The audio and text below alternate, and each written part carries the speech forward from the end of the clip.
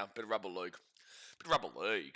My gosh, what have you been waiting for? You've been waiting for a bit of rubber league? Well, I'm about to give you a little bit of rubber damn well league. Because we've got a jam-packed day today. Oh my gosh, someone's living my dream in Newcastle right now. We've got some kid having a crack and punching on with Block of Roach in a boxing ring. Oh, he's living my dream. He's living my dream. First I got to watch the Titans lose yesterday, and now I get to see some kid living my dream, getting to have a boxing match with Block of Roach at McDonald's Stadium. Oh my gosh, it just goes from bad to worse. Why can't I be this kid right now? Why can't I be him? But hey guys, how you going? So down BKRsport, we are live as the Newcastle Knights are going to be taking on the South Sydney Rabbitohs in a day that you should get used to. As I've said before, you should get used to 3 games on Sunday, because with the added team of the Perth Bears next year, you will see an added game to the roster, which effectively means that you are going to see 3 Sunday games. Obviously, we're always going to have the 3 Saturday games, the 2 Friday games, and the 1 Thursday game. There was no Thursday game this week, which is why we've had to push 1 game to the Sunday. But you will have to get used to this, which means that you're just going to get plenty more rugby league action, man. It's very exciting with Perth coming in next year. But then, once Papua New Guinea come in, those buys will return. We won't have the buys next year. But the buys will return with Papua New Guinea coming in. We have to wait for that either second New Zealand team or the 20th NRL team to come in, and then it will be another game added on where we have to find some space for it, whether it be 4 Saturday games or the Monday night game returns that we used to have, 10 plus years ago, or maybe 4 Sunday games. I'm not too sure. I wouldn't actually be surprised if they went with the 4 Sunday game route rather than the 4 Saturday game route. However, the Monday night is a potential, because we obviously have had that in the calendar before. So it is exciting, obviously. It is exciting to see that the NRL is expanding, but also when you know that the competition has teams like my team that consistently do the inevitable and struggle. It's always a tad little bit of a worry when you're looking at it and going, oh, well, how are we going to go in regards to the depth? But obviously, that is a conversation for another day or later in the stream. Obviously, so far this round, guys, we've seen the Cowboys win against the Bulldogs 28-12, the Dolphins 28-10 over the Storm, the Raiders 28-12 over the Tweedhead Seagulls, the Warriors 36-14 over the Eels, and the Roosters 38-24 over the Broncos. It's been a big round. What a game that Roosters-Broncos game was last night. It was an absolute belter, man. Absolute belter. I really enjoyed that, and it was 30-0 to the Roosters at one stage. Should have been 36-0 if it wasn't for Hugo Zavala making a brain-dead decision to go for the corner post. And then from that, the Broncos came rocketing back into it, 30-24, before the Katoni Stags brain fade for a sin bin. And then obviously the Roosters went on to win that game 38-24. So that was clearly the game of the round. Unbelievable stuff there. And the sheer quality we saw in that game, from the Roosters in the first half to the Broncos comeback to the Roosters finishing the job, it just was an exceptional game of rugby league. And that's what you'll notice here with this channel. I love rugby league. So I am obviously a Gold Coast Titans fan. I'm passionate behind my club. But I also just love quality rugby league. So even though this is a blowout, and even though that was a high score, which I don't typically like, I'm not usually into these high-scoring games, that game had just bucket loads of quality. So we're not sitting here complaining about it. We're not sitting here complaining about that at all, in my opinion. So it just depends on the context of how the game plays out, because that was just a pure brilliant rugby league last night. But today's game, guys, we have 3 games. Knights versus the Rabbitohs, into Sharks versus the Tigers, and the Panthers versus the Manly. The Manly? Well, they are the Manly now. This is an interesting day, because there's no guaranteed result across these first 2 games, and I don't think it's a guaranteed result for the Panthers, even though I'm pretty confident they win that game by 13 plus. I will be taking the Panthers 13 plus. It's still not a guarantee, because Manly are 4 wins in a row, and Fossa, he's just unbelievable, isn't he? Old Kieran Foran, he's just absolutely spectacular. But that's obviously a conversation for later on in the day. Let's first off get into this Knights versus Rabbitohs game. The game starts in 25 minutes' time.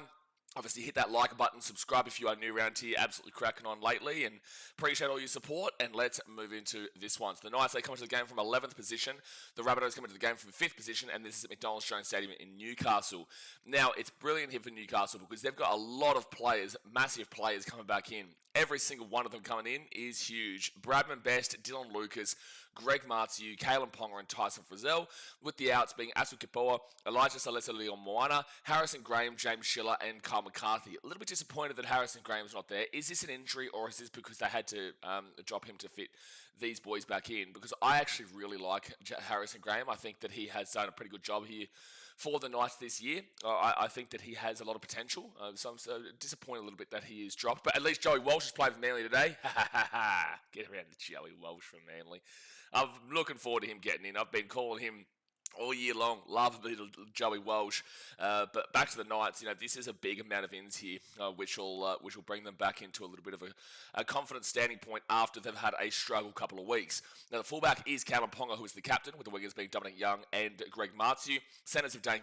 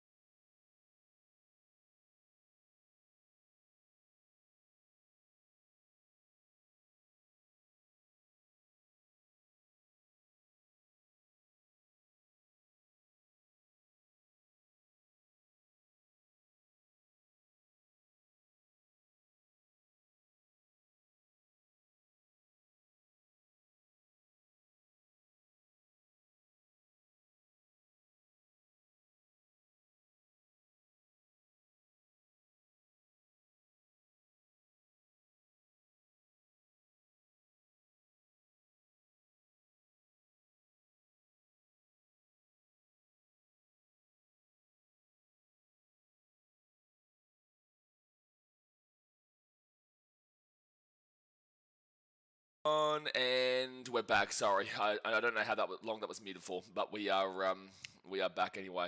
I don't know how long that was for, but anyway, what I was getting into was this Knights team, and I don't know if you heard the team list, but obviously they've got a lot of massive ins here. In the likes of Bradman Beston and Lucas, Greg Martiu, Callum Ponga, Tyson Frizzell, and I was saying that at the beginning of the season, we did see them. I know. I've sorted out the muted. I don't think it was too long if there's already just only a couple of comments there, which is okay. But anyway, so they started off the season with two wins, which is unheard of for them, considering they came last year, and people weren't expecting much this year, despite having a new coach, Justin Holbrook, but that was good.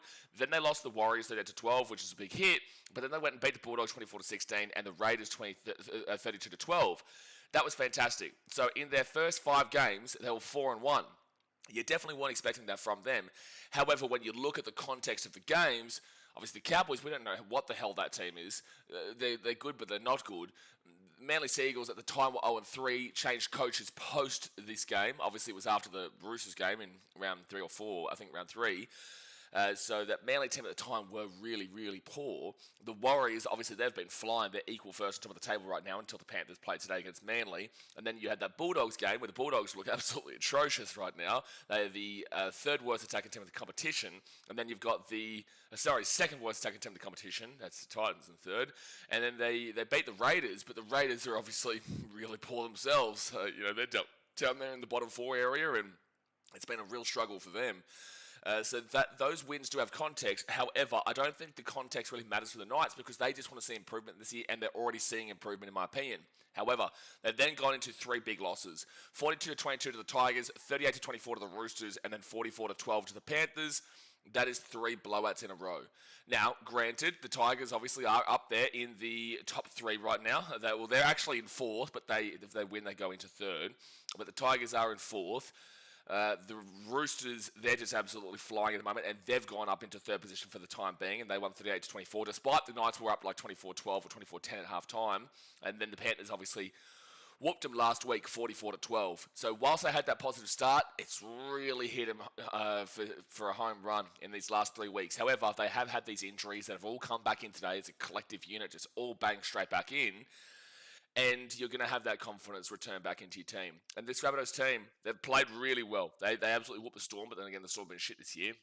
The Rabbitohs have played really well, so this is not going to be an easy game for you by any stretch of the imagination, especially with the form of a guy like Matthew Duffy. Matty Duffy has been spectacular for the Rabbitohs in the couple of games that he's been back, so you're definitely going to watch out for him. But this Knights team, those players back in, it should really help them get back into the winner's circle in a lot of ways. It really should get them back into a good chance to put themselves back onto the 2-point stanza. However, this is a part of a 4-game stretch that is very, very difficult. And next week, they get to play the Dragons and then the Titans the week after that before the bye. So this is your last really difficult game before you get to slap up games that you realistically should be winning both those games. And mind you, so you've gone from a tough run of the Tigers, the Roosters, the Panthers, and the Rabbitohs into the Dragons, the Titans, the bye, and then the Eels and the Storm. And that's the Eels and the Storm is in between your round 12 bye and your round 15 bye. And then you get to play the Dragons again in round 16 before you play the Tigers in round 17. So you don't actually have a difficult matchup on paper outside of this game. This game is a difficult one. But outside of this game, on paper, and results-wise this year, you do not have a difficult game until round 17. That should be really confidence boosting for you. 17th, 14th, 15th, 16th, 17th. Brilliant. Your next 5 games are against the bottom 4. Brilliant. You should be super happy with that. So Knights, you do actually kind of have a bit, you can actually lose this game here today and still be sweet, really. Because that next 5 games, you should just run through them. If you are the team that you believe that you are, and you do believe that you are a much better team than what you were last year, which I do believe you are, but you have to win like a good 4 of those 5 games with how those teams are playing, especially getting to play the Dragons twice in 5 weeks. Oh my gosh, licking the lips kind of stuff. But let's move over to the South Sydney Rabbitohs, and you've got Adam Elliott and Moala Graham Talfa in, with the outs being Brandon Smith and Edward Corsi. The fullback is Matty Duffy, with the wingers being Alex Johnston and Campbell Graham, centres of Latrell Mitchell, who's been absolutely spectacular this year, and Jack Whiten. The 5'8" is Cody Walker, with the halfback being Jamie Humphreys. Then you go to the front row forwards of Tavita Totola and Sean Cappy, with the number 9 being Bronson Garlick. Keon Kolomatangi, surprisingly, into the starting back row here with Tallis Duncan, and then Cameron Murray is the captain and the lock. Interchange, Peter Mamazelis, Lachlan Hubner, Ewan Aiken, Jaden Sullivan, Moala Graham Talfa, and Adam Elliott, with the coach being Wayne Bennett. The Rabbitohs have been flying for mine. I really appreciated them in their last couple of weeks, man. Well, their last week was brilliant. The Melbourne Storm, despite how bad they are, it still just impresses me, teams going down to Melbourne and getting big wins at the moment. Whilst it's a pretty common theme with Melbourne that they are just getting a little bit of a tickle up in pretty much every single game at the moment, it still just impresses me that they go all the way down to Melbourne and smash them 48-6. You know, that is still a huge score. Like, the Dolphins struggled to get past them on the weekend, but they did get past them 28-10. Like, the Storm were leading for a good 60 minutes of that game before falling away, as they do, which is funny to say because you don't usually say that. But the Dolphins struggled to beat them. The Raiders struggled to beat them. It was 26-22. The Warriors went down and won 38-14. Well, the Rabbitohs won by even more than that. Obviously, the Panthers won 50-10. But the thing is that if you look at that Rabbitohs result against the Storm last week, they actually scored 56 points. It's just that they missed their conversions. And that was the key point to why they didn't hit the old Fitty bomb, which would have been just absolutely... that would have been the first time nearly ever. I don't know if the Storm have ever considered 50 at home, which would have been just insane for the Rabbitohs to get to into their club, considering that they haven't won, or they hadn't won for like 20 plus years down there in Melbourne, 25 odd years in Melbourne, which is wild to think about. So the Rabbitohs really impressed me last week. They didn't overall impress me against the Dragons, but they still got the win 30-12. They disappointed me a little bit against the Raiders, 36-34 loss, even though they were well in the game the entire time, but they just couldn't get over the line there, and the Raiders haven't been great. They did convincingly beat the Bulldogs 32-24. The Tigers game now would be my second most impressive game. The Storm game still is my most impressive, but the Tigers game is my second most impressive because their defense was unbelievable. And the Tigers threw everything at them. This was at Gosford, and it looked like the Rabbitohs just simply couldn't win that game. The Tigers' onslaught was just full throttle, but the Tigers couldn't win, and the Rabbitohs held out. So I was impressed by their defense in that game. Even it's not a high-scoring game, and it was brilliant for mine. So 20-16 to the Rabbitohs, that was fantastic. They did lose the Roosters 26-18 when the Roosters weren't looking great. However, rivalry game, anything can happen in those games, and beat the Dolphins 40-30. It's not an impressive game. However, I just have a really, and they won the game, but like it's not impressive overall. I just have a really good feeling about this Rabbitohs team at the moment, where I do think that they are in pretty good stead for this season, where they're already situated. They're already situated up towards that top end of the table in fifth position with a win here. That puts them equal first as well, alongside quite a few teams that are going to be there. Probably by the end of the day, unless the Tigers don't beat the Sharks. I just really like what this Rabbitohs team is producing. And again, they get Payne Haas next year, which is massive for their prop department, which you do probably look at and say is one of their weakest areas. Tavita Totola and Sean Kepi as their props here today. Well, add Payne Haas in next year. Tavita Totola and Sean Kepi don't really get your gears going. They don't really get you flowing overall, but they're acceptable. They're sufficeable, and you take them. However, Payne Haas to that. This Rabbitohs team has a chance to go and win a comp next year. They have a chance to go and win a comp in the next couple of years. I still think their halves are still an issue because Cody Walker is their 5'8", and Ildersman is still extremely key with him, and you're never going to change him as a player, as a 35-year-old player. But their halves are still in one of the weaker spots of their team as well, because, one, you don't know about the longevity here, but also, two, is Jamie Humphries going to be the guy to lead them forward and be that guy? I actually do rate him as a defending halfback. I think he's fantastic there. Still a little bit to be seen in regards to the attack for mine. But, I'm looking forward to seeing kind of the future of the 5'8" position here at the Rabbitohs. I hope they don't put Jack Whiten in there once Cody goes. I really don't think that that's the option. I don't think Latrell Mitchell is the option there. He is the best centre probably in the game so far this year. Across the competition, and is guaranteed for a New South Wales centre spot, whilst the other one is quite open between guys like Stephen Crichton, who's been awful this year, Casey McLean, Tony Staggs is there. There's other options to go with, but Latrell is the guaranteed centre for that New South Wales spot, and right now he's definitely playing himself into that Australian Rugby League World Cup in the centre position as well, to be honest with you. So overall, this Rabbitohs team is solid. There is still some question marks, and they do have the ability to tank it up in a game, as in look really poor in a game. But I don't think it's going to be this one. I'm going to take the Rabbitohs 1-12. I'm not overall convinced in either result here. I really am not. I think that either result could happen. It could be a 1-12 for both these teams. It also could be a 13+ for either of these teams, because the Knights have the talent. If the Rabbitohs have clocked off and the Knights are on, the Knights can definitely win this game 13+. And if the Rabbitohs are on and the Knights, their injuries actually disrupt, even though they've been losing in the last 3 weeks, but their injuries disrupted even further just for this week before they kind of get on to a move on next week. I think that there is a chance of either team getting a 13+ win here. But I'm going to go the Rabbitohs 1-12 just because I've really liked what Latrell Mitchell's been doing. Matty Duffy's been doing in that fullback position. Could get caught out today, but liked what he's been doing recently. The halves should do the job, and then, the forwards are very solid there, especially in that 11, 12, and 13. The 8, 9, and 10 questions, but can do a job for sure. So I will take the Rabbitohs, but the Knights definitely could bounce back here in a 1-12 as well. But anyway, let's move to the ladder. Now, the South Sydney Rabbitohs, they're in 5th position on 12 points, equal with the West Tigers, who play later on today against the Cronulla Sharks, and also equal with the Cowboys. Cowboys have already played. Cowboys plus 12, Rabbitohs plus 72, Tigers plus 82. So there is actually a world the Rabbitohs could still jump the Tigers, even if the Tigers win, because it's only a 10-point switch up there.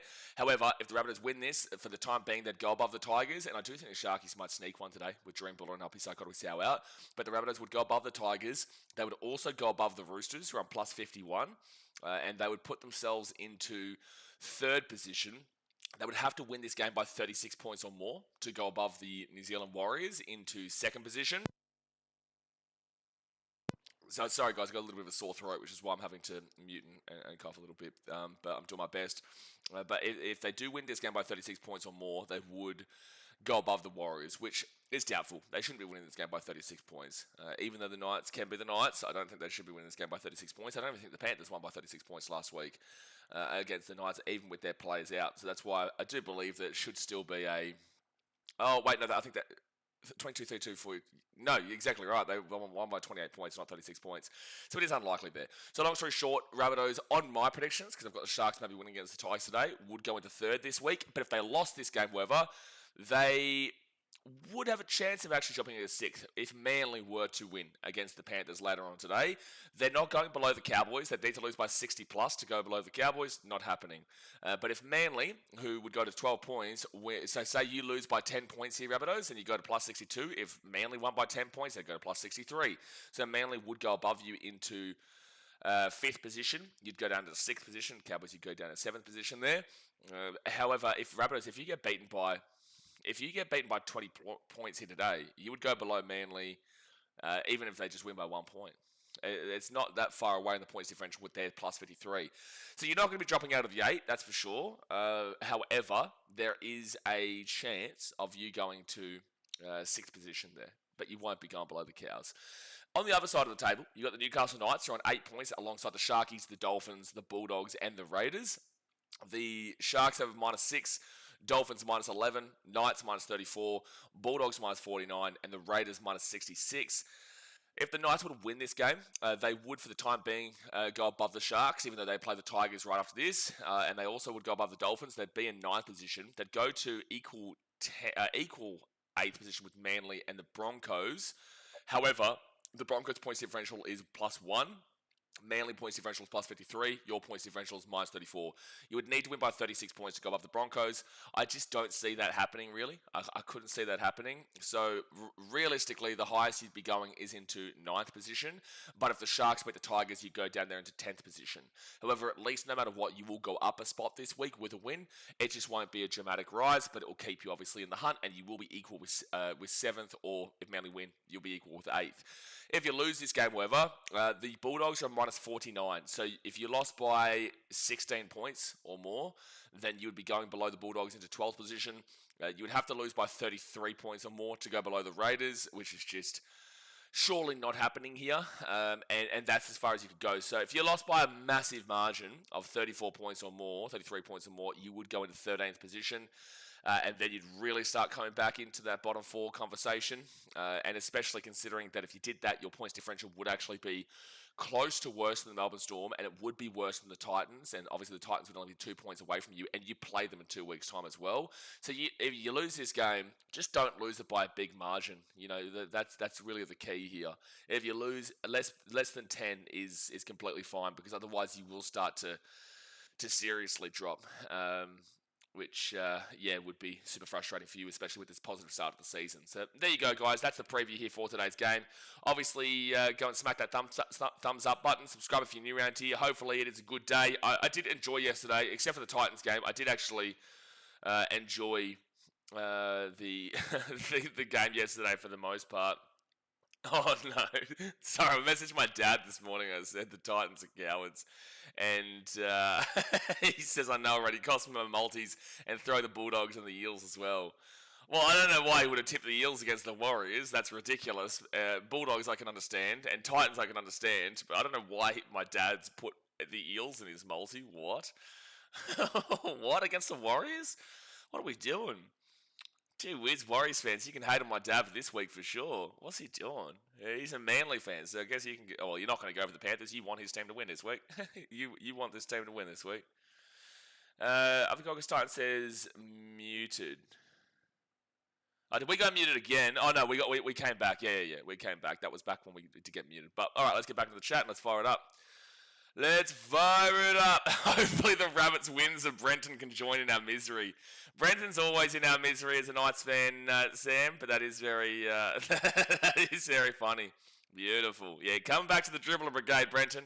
Come back. You cannot leave us, champion. You cannot leave us. You think you get away from us in the dribbler squad? You think. You think. Welcome, come back. It's all nice and calm down here. Oh, it's not calm, it's actually anger and fury, just fury. Anger and fury, 24/7 down here. Jake says, anyway, the Knights are putting 40 on the Rabbitohs by half-time. Yeah, you come in with some pretty interesting takes, Jake. To be fair, I don't know about this one. I don't know who you support now. Are you a Broncos fan or are you a Knights fan? Who the hell do you support, Jake? Because you make some bold, crazy predictions for different teams, and I'm just like, well, how are you saying the Knights are going to be up by 40 points at half-time here when the Rabbitohs have looked as good as they are? Do I think the Knights won't win this game? No, I think they definitely could win this game. But last night you were also saying the Broncos were going to win down 30-0. Now, they actually nearly came back. However, it was a ridiculous statement to make down 30-0, which would have been the biggest comeback of all time. And now you're making a ridiculous statement here. So who the hell do you support, Jake? Team will win, I'd want to hope. Edson, that's not true necessarily. Could be a draw. Could be a draw. You could be wrong. Marcus says, Titans informed that Verrills will not be offered an extension. Look, I'm not going to go too deep into a conversation surrounding that, even though I will say I do think it's best for both parties. Sam Verrills has, for mine, not providing what we need going into the future. He's got a great family, a great dude, but at the end of the day, this is a business, and in business, you need to win. And we're not winning, and we never win. So, whilst you can like people and think they've got great families and they've got a great head and the shoulder kind of deal, at the end of the day, you need to see teams win, and this club never wins. So it's time for us to start removing a lot of players. It is time to start removing a lot of players at the Titans who clearly are not ready for our future, are not here for our future, and it's not about a charity club. We're not here to give contracts to players just for shits and giggles, even though it looks like that. At the end of the day, we want to win. So I'm not going to argue any player that the club decides to let go over this next 6 months to a year, because I'm pretty certain we are going to start really moving in a different direction and completely changing up the way this club looks, and it needs to happen. It needs to happen because yesterday pissed everyone off. Like we've this is the thing with Titans fans, right? We go through week in, week out, and we get it. We understand we suck. We understand we're shit. We move on from it. We go to the next week. The clubs use that against us for ages. Yesterday pissed everyone off. We were pathetic yesterday in the fan club group. I posted on my Instagram and was pretty heavily critical, saying like that was pathetic kind of deal. Typically, I would get some Titans fans would come out and say, "Oh, you're not a fan because you don't say positivity kind of stuff," even though I did that for years, and I still copped hate for that. But people have this like knack for if you talk any bit of negativity, apparently you're not a fan, and that goes for every club. That's not just like our club; that's every club. But specifically with the Titans, where they just really kind of cuckold this club and the organisation and whatnot. But yesterday pissed everybody off, and everybody supported all the comments that I was making, which was a good sign. It's a good sign that people aren't accepting mediocrity. It's a great sign that people aren't accepting and celebrating mediocrity anymore, and they want to see drastic changes. Because it's not Josh Hannay, it's not the coach. It is on the players and it is on this organisation right now who have been here for many years now. So I'm really glad that it pissed everybody off yesterday, and we're not seeing people going, "Oh no, well we were close in the game for some parts of it." Shut up. Brenton says, full squad back, might take a game or two to be super dominant, but still have my Knights winning this 1-12. That's what I said before, Brenton. Like, I think the Knights could win this game. They could, but a lot of the time when you see those big players come back in, it doesn't necessarily translate into an immediate win, but I do think it'll set you up for good stead over this next couple of weeks, especially with the fact that, like I said, over the next 5 weeks, I don't know if I was muted at the time, but the next 5 weeks you play the Dragons, the Titans, the Eels, the Storm. This is with 2 buys involved, sorry. So you've got the Dragons, the Titans, the Storm, the Eels, and the Dragons again in 5 weeks. That's your next 5 games with 2 buys.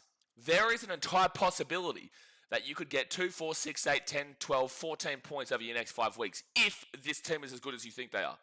Because the Dragons are last, and you play them twice across your next 5 games.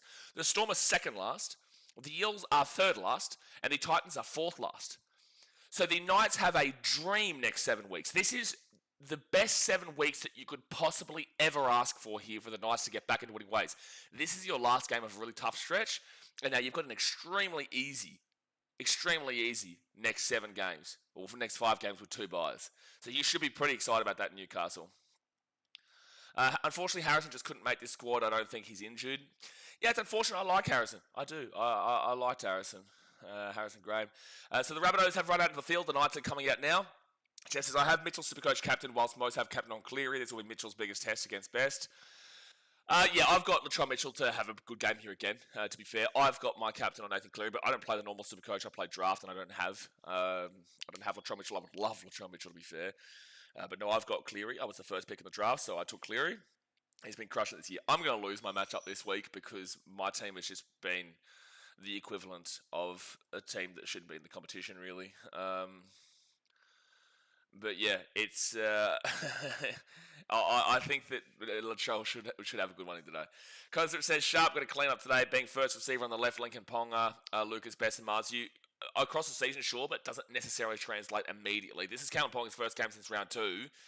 It's like Reece Walsh last night. He did wake up into the game in the second half, but also still made some mistakes. Just because you add in those best players does not translate into an immediate win. It can, but it doesn't necessarily translate into it.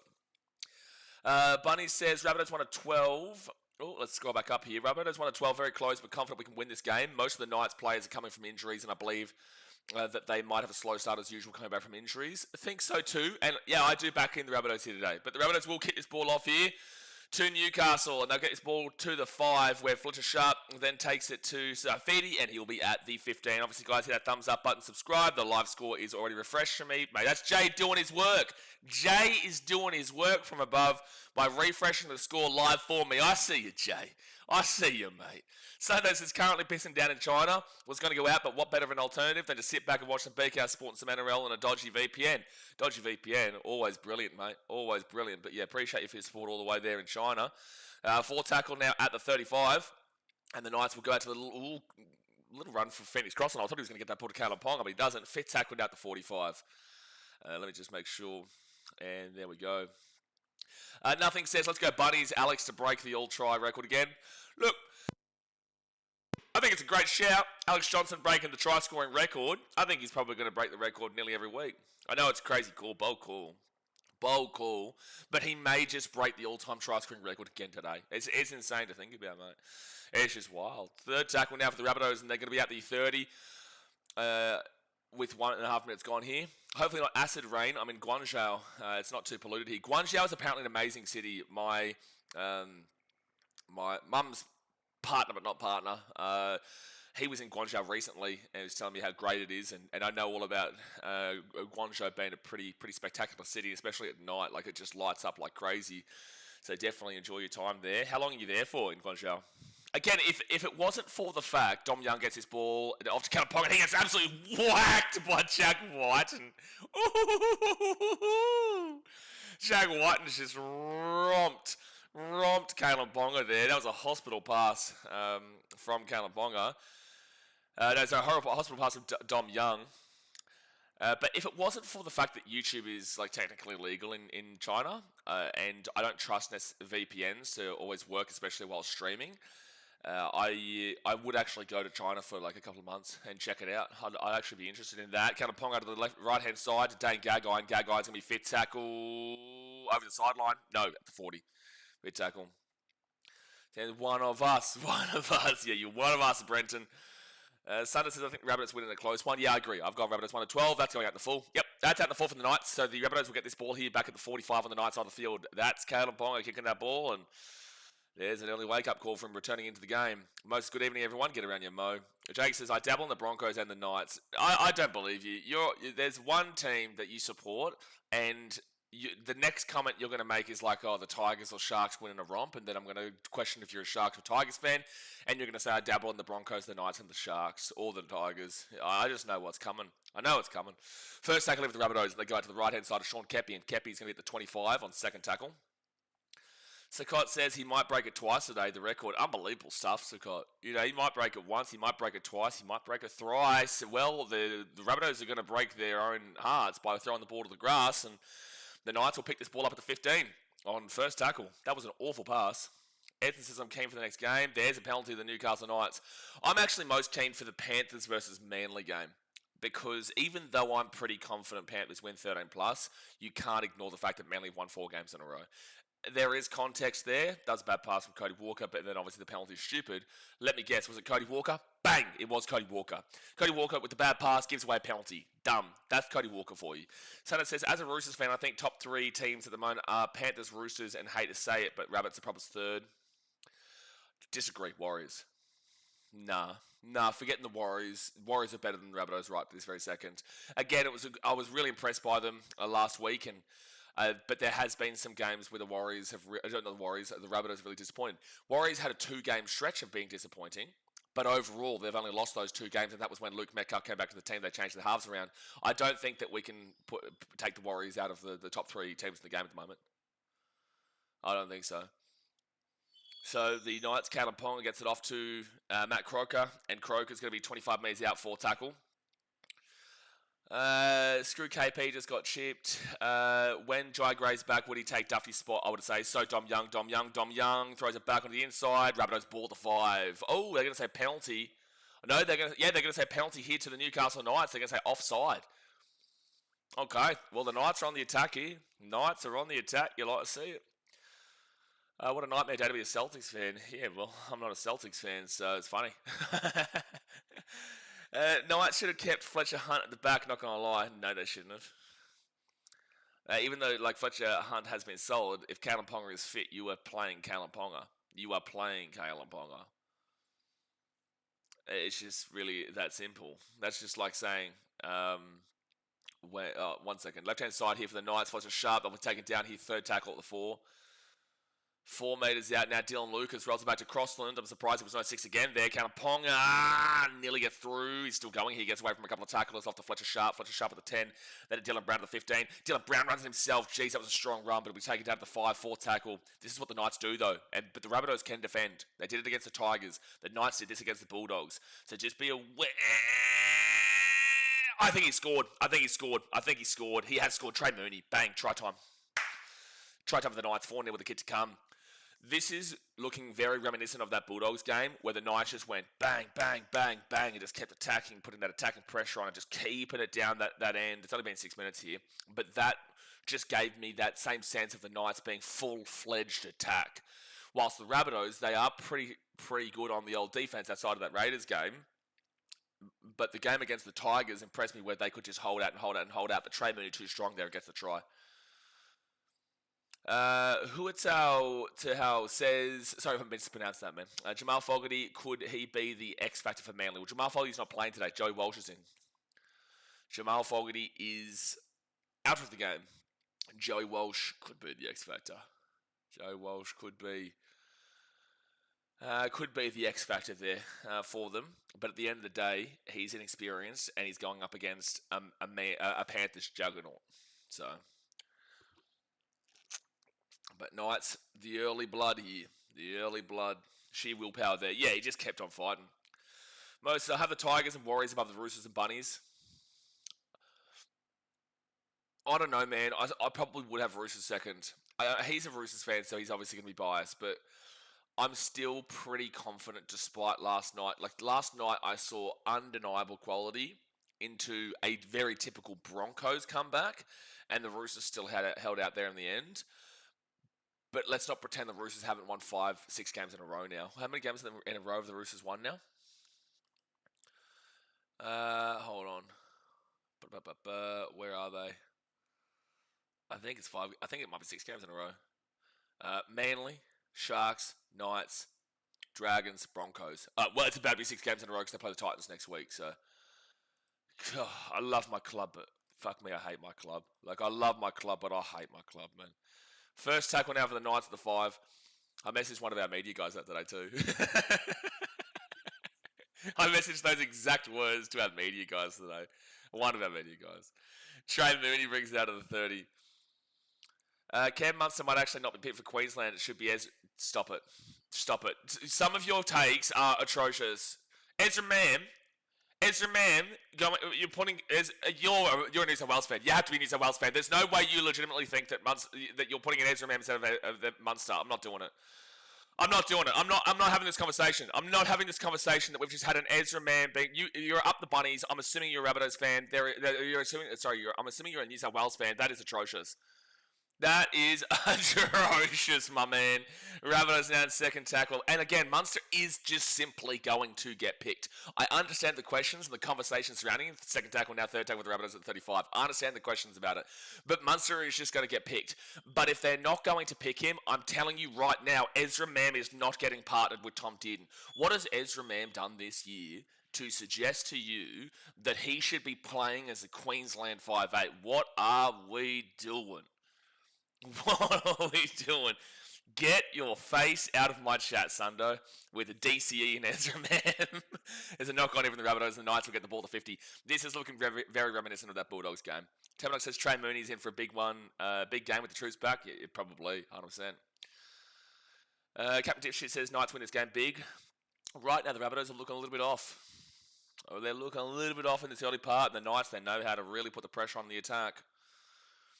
Kupkovic says Rabbitohs clean shaven, brother, fresh. Yeah, Triple X, mate. We're smooth. We're flying, mate. You know, back in Vietnam now, and love it here. And it's great to feel a lot more fresh. It just gets annoying. Beards get annoying for me. If you guys have beards and whatnot, I think you know what I mean. But also, some people just enjoy having it. I don't even know if I really just enjoy having it. It gets annoying for me, especially in hot weather conditions like when I was in Thailand or Vietnam now. So 10 minutes gone here in the first half, 30 minutes to go. Hit that thumbs up button, subscribe. They give it off to Dane Gagai, and Gagai is going to be at the 20 on third tackle. I just get the moustache. The moustache was the most annoying part for me, bro. That was the most annoying part. Sometimes I just get lazy to shave it, but the moustache was the one that was actually getting the most annoying because I'm always having to go like that all the time. Dylan Brown off to Sharp. Sharp straight through. Dylan Lucas. Try time. Wow, the Knights are all over him, bro. The Knights are all over him right now. They are all over them right now. 10-0 with a kick to come. The Rabbitohs have not come into this game with the right mentality. And look, if this is the case, the Knights could actually win this game by a lot. If the Rabbitohs don't wake up very quickly. Because this Knights team can attack. They can't defend. So this is the way to win against the Newcastle Knights. And the Panthers showed it to you. The Roosters showed it to you. The Tigers showed it to you. If they have the ball, they have a great chance of winning the game. You know, they will just do what they're doing right now. Attack, attack, attack, attack, attack. But if the other team can hold the ball away from them and can win the possession battle, the Knights aren't getting any good ball in any good area, and that team will probably go on to win because the Knights aren't a great defensive unit. The reason why the Knights' defense this year looks better than it actually is because typically they will have more of the ball. So then you can't score if they've got more of the ball and they're continuously pumping pressure onto your line. So that's the biggest thing there for Newcastle. And right now, the Rabbitohs aren't getting any ball. They've made a couple of mistakes early doors, and the Knights have got all the ball in good attacking area, and they're going to score. But I'm telling you, if the Rabbitohs had good ball in attacking area, they're probably going to score too. But they're just not getting any ball. And if this stays this way, the Knights will actually win this game by a big margin. Dion says, on paper, I feel Rabbits and Chook should be top. No way. No way Rabbitohs on top on paper. Their halves don't take them on top. You're telling me that the Rabbitohs on paper have a better... You're telling me the Rabbitohs have a better team on paper than the Panthers? No way. No way. Like, you had Peyton Haas in next year, and that's massive, but Cody Walker and Jamie Humphries in the halves and Bronson Garlick in the hooker, and you were saying that that's a better on paper team than Blaze Slungy, Nathan Cleary, and Mitch Kenny? No way. With that being said, Munster will get picked losers, Putty Fuddy says. I agree with you, man. But if Munster isn't to get picked, I'm telling you, Ezra Mam is not to get the one getting picked. It'd be Sam Walker, if anything. Like, if anything, it'd be Sam Walker. Man for Queensland, yeah, and Conor McGregor should be picked for New South Wales winger. Look, I like it. I like it. Let's get John Candy on the wing for New South Wales. That's what I'm thinking. That's what I'm thinking. Rather have JC, Tanner, Trindle over Ezra in squad, to be honest. JC's nowhere close at the moment, man. Unfortunately. JC's nowhere close at the moment. Second tackler at the 25. I like clean shaven face. I used to grow a beard, but as I got older, I appreciated clean shaven face, yeah. I never really grew a beard. I can't really grow a beard, to be fair. It's quite patchy, to be honest with you. Sometimes I just get super lazy. Fletcher Sharp brings his ball to the 40 on fourth tackle. But yeah, I much prefer a clean shaven face. I had a comment the other day from someone who said, brother, please bring back the beard or something like that. And it's just like, well, one, why do you care so much? But also, as a dude, but also two, I just don't want to. I just don't want it. Fit tackle, they kick it, and Matty Duffy gets his ball to 20, and let's see if the Rabbitohs can get a little bit of possession back into this game. Cosip says, I know that left side was going to be fire. Yeah, the left side is crushing it right now, and it's just been too easy there for Newcastle. The Rabbitohs, they need something to go their way. They've had 1 from 3 completions, whilst the Knights have had 7 from 8 completions. That is a surefire way to lose a game against the Knights. Because they will attack you until the end of the earth. Got the Bunnies, Panthers, and Tigers tonight. I don't agree with the Tigers. They've got no Dream Buller in Apisai Kotowai. It's amazing to see that Jerome Luai has gone now to Papua New Guinea for 2028. And in a really tumultuous week, you've then seen the May brothers, and Taylor May, there's an injury here, God bless Alex Johnston. But you've seen Taylor May and Terrell May re-sign long-term, and then you've seen Dream Buller basically give the finger to Gus Gould and re-sign with the Tigers too. So whilst you've got that frustration with Luai, you've got the three solid players that you've signed for long-term at the Tigers, so it kind of null and voids the frustration from Luai, and I feel like people more so understand Luai than hate on it. And if you're a Tigers fan and don't like it, I'm sorry, but with the money that he's getting by going to Papua New Guinea and being the first ever player for their team, and he'll be treated as a king in that country, man. You get it. You understand it. And also, it shouldn't hurt you that much. You've still got him for this year and next year. And then he moves to a club when he's in his early 30s. So you're going to be probably looking towards Latu Fainu kind of deal as the guy as your future. So I don't think that it should hurt you as much as some people may believe. Second tackle here for the Knights at the 30. I'm glad they didn't penalise the Knights for that. Third tackle now for Newcastle. That'll be the 35, Dom Young. Edson says, where do you see the Broncos landing on the ladder next season? Next season. Redder retired and Payne gone. Still got good players, but I reckon around the 7 or 10 place. Yes, 7 to 12. I'd say 7 to 12. They could be a significant drop-off, man. But they do still show enough signs with the players that they have when there's injuries that they can get some results. So anywhere from 7 through 12, yeah. It's a good shout. But you've also got to remember, there'll be 18 teams in the competition next year. How exciting is that to say? There'll be 18 teams in the competition next year. So you do have to add that extra spot in for the context of a season. And that's why I think 12th is reasonable to think about. As well, but I'd go 7th through 12th. They could still have a year where they can go into the top 8. I just don't know if they're going to have the talent in regards to some of the critical areas of like Payne Haas. You can tell he would have made a massive difference last night. I don't think they would have won necessarily, but he would have made a massive difference, and he just does make a massive difference in general. I actually, funnily enough, Rabbitohs here, left-hand side, they're away. Johnson back onto the inside. This is actually going to be in a good area. Rabbitohs might actually score here. Johnson running through, and Cody Walker running through. I think he should have passed that ball to Walker, to be honest with you. They kind of messed that up. That was a weird attack that nearly worked out, but I think he should have passed it rather than kicking it back inside, where you've allowed the winger and the fullback an opportunity to... the counter-attack nearly happened there for the Knights, but you kind of null and voided your opportunity to beat out the winger on the other side coming across by kicking that ball back on the inside. That made no sense. Third tackle now for the Knights, and they're going to be at the 25 on third tackle. Walker's so slow. Walker is slow, but you still should have passed that, and then he could have kicked that ball through if he really wanted to for himself kind of deal. I think that was the worst option they could have taken by kicking that ball to the straight back to the post area where you know the opposite side winger is going to be rushing across. That's a forward pass. That's a forward pass there from Bradman Best. Wow, they haven't called that. That was as obvious as they come. Oh, and they're going to score, are they? Are they actually going to score off it too? Oh my gosh, they're actually going to score off it too, aren't they? Oh, Fletcher Sharp has lost it. Ball don't lie. Ball don't lie. Ball don't lie. Ball don't lie. Ball don't lie. Ball don't lie. You cannot tell me that wasn't a forward pass back there at the 40. They've broken away. The Rabbitohs will get the ball here at the 10, but ball don't lie. That was 1,000,000% a forward pass that should have been called. So it's going to be Rabbitohs ball here at the 10, but wowee. Yeah, it probably would have been... was he trying to offload the ball here, Fletcher Sharp, or... No, he wasn't trying to... Blocker, what are you talking about? He's not trying to get the ball free there. He's just running it with one arm, with one hand on it. No, Blocker, no. He was not trying to offload that ball. Is it concerning for Perth if you think about it? I've already said yes, because P&G signed both marquee players, that being Luai and AJ, and Perth haven't really signed anyone impressive. Penalty to the Rabbitohs at the 25. Yes, absolutely. Absolutely. Perth are the definition of a middle child. They are a middle child club. Inside 10 metres penalty, Rabbitohs get this ball to the 45 on their own side of the field. People will jump on the hype for next year. I don't even see much hype for them as we speak. North Sydney fans will get around them. Well, so let's see how long the hype does last with them. But ultimately, people are looking towards Papua New Guinea. And as a knock-on from the Rabbitohs, someone please tell me how I'm incorrect. People are already looking to Papua New Guinea. They're not looking to Perth Bears. No one actually gives too much of a shit about the Bears right now. And yet everyone's talking about Papua New Guinea. You know why? Because they've got Michael Chamis there. They've got Jerome Luai there. They know Johnson is going to be going there. They've got the no tax option, and they are the odd one out in regards to people are interested to see how they go.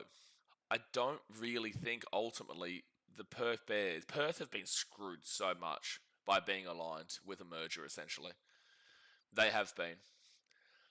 And they've just come in the middle time period. Unless they come top 8 next year in their first year, unless Perth dominate, and they don't have a great team right now. Like, their team does not look spectacular. There's no real solid marquee. But unless Perth make top 8 next year, I don't really think people are going to give as much of a shit about the Perth Bears as Perth are going to want. So the Knights are at the 35. They give it off to Dane Gagai, and Gagai is going to be at the 25 now on third tackle. Latrell looking for a 1-on-1 strip. Just nothing going right for the Rabbitohs at the moment. Perth not being a rugby league city doesn't help either. It doesn't help, but that's a little bit null and void for mine because they will have a fan base regardless from the start. Fourth tackle at the 20, which they can build from. Bradman Best, quick play, the ball from Ponga, and Bradman Best will be here at the 10. Get what you're saying, agree with what you're saying, but I also don't know if that necessarily relates because they've already got an established fan base. Kick this ball through, Rabbitohs get the ball here at the 1. And I feel like Perth, considering they don't know much about rugby league and they don't care much about rugby league, they will be able to utilise the history. So at the very least, the good thing with that merger is that Perth fans, who are typically AFL fans, can use that history as like a foundation backing, even though it's got nothing to do with Perth. That's a penalty for offside against the Knights. Do you know what I mean? If they didn't have any history, if they were a brand new club, it would have been different. It would have been great. But because they're a merger with a brand new club, then they've got at least that backing. Because like for some, like it's look at West fans for example. They claim Balmain, even though they hate Balmain. They claim Balmain's premierships. Well, Balmain, you have to claim the Western Suburbs Magpies Wooden Spoons then. I think they had about 21 of them. So his first tackle, oh no, Rabbitohs are all over the shop, bro. No, the Rabbitohs are just knocking the ball on every 2 seconds. I think the Knights just going to win this game. I know it's early in this game, but the Rabbitohs look awful right now. They look awful. Jack Whiten's come off the field too with, I think, maybe a suspected broken wrist. God bless him. I think the Knights just win this game. The Rabbitohs look completely off from the start. They've got now an injury to Jack Whiten, who is arguably their best defender. Bronson Garlick has been absolutely horrific today. And Bronson Garlick has been dreadful today. It's a shocking pass from him. He also knocked the ball on before. They've lost Jack Whiten now. Johnson was... did Johnson come off as well? I think he might have. I can't remember if he's still on the field or if his injury was. It did take him off the field, but I think the Knights might just go on and win this game from here. So only 12-0, 20 minutes gone, 20 minutes to go. Hit that thumbs up button, subscribe, but it's looking completely against the Rabbitohs right now. I might just go out and walk into the acid rain. Adam says, oh jeez, average set distance currently 40 metres to 21 metres to the Knights. Yeah, there you go. It's actually, like, obviously don't do it every 2 seconds, which you don't do, Adam, but it's actually really good that you do drop that in from time to time just to give us that point of difference and to show us the gap, because that is a significant gap. 40 metres to 21 metres tells you everything happening in this game right now. Kanaponga, bad defense, Rabbitohs. Kanaponga is away, offloads it, Dane Gagai, and Gagai taken out of the 10 or 4 tackle. I don't know if the Rabbitohs can defend right now. They just don't. They look all over the shop. Is Alex Johnson on the field or not? Campbell Graham's out there. I want to see this right-hand side. They flick the ball out the back end of the 23. Dylan Brown. Dylan Brown's still going here. Gets off to Dylan Lucas. Bradman Best. Offloads it. Try top of the Knights. Rabbitohs, might get absolutely pillaged today. You might get pillaged. Your defense is off. You're knocking the ball on. You look awful. Rabbitohs look awful. Knights, you look great. Knights, you look great. Rabbitohs, you look awful. Just because the Rabbitohs look bad does not mean... Just because the Rabbitohs look bad doesn't mean the Knights are amazing, but they are playing amazing right now. And just because the Knights are amazing doesn't mean the Rabbitohs look bad, but the Rabbitohs are bad. It is all over the shop for South Sydney. They look a shell of the team that they have showed in recent weeks. This looks awfully like a route in progress. Yeah, it does. It looks like the Knights are just going to absolutely run away with this game. Because South Sydney don't look up for this at all. Oh, Michael, you're going to get timed out, bro. You've been here long enough, Michael, to understand that there has not been 30 points hit yet. Hugo said, what happened to Whiten? I think he broke his wrist, man. I don't know. That's just me assuming, because obviously he was walking off like this, so I'm assuming it's like a wrist. But God bless him. I hope he's okay. However, yeah, he was walking off with a wrist injury. Mo said, this looks awful like a route in progress. Sean said, this is not what I expected. Well, in the pre-game preview that I was saying, I did say that I have been impressed by the Rabbitohs this year, but there was a chance that either one of these teams could win 1 of 12 and either one of these teams could win 13 plus. I hope it wasn't muted at the time. So Johnson is still on the field, but he is clearly injured right now. And right now it is looking like the Knights are just going to win this game 13 plus. Unless the Rabbitohs can really quickly change around their fortunes immediately.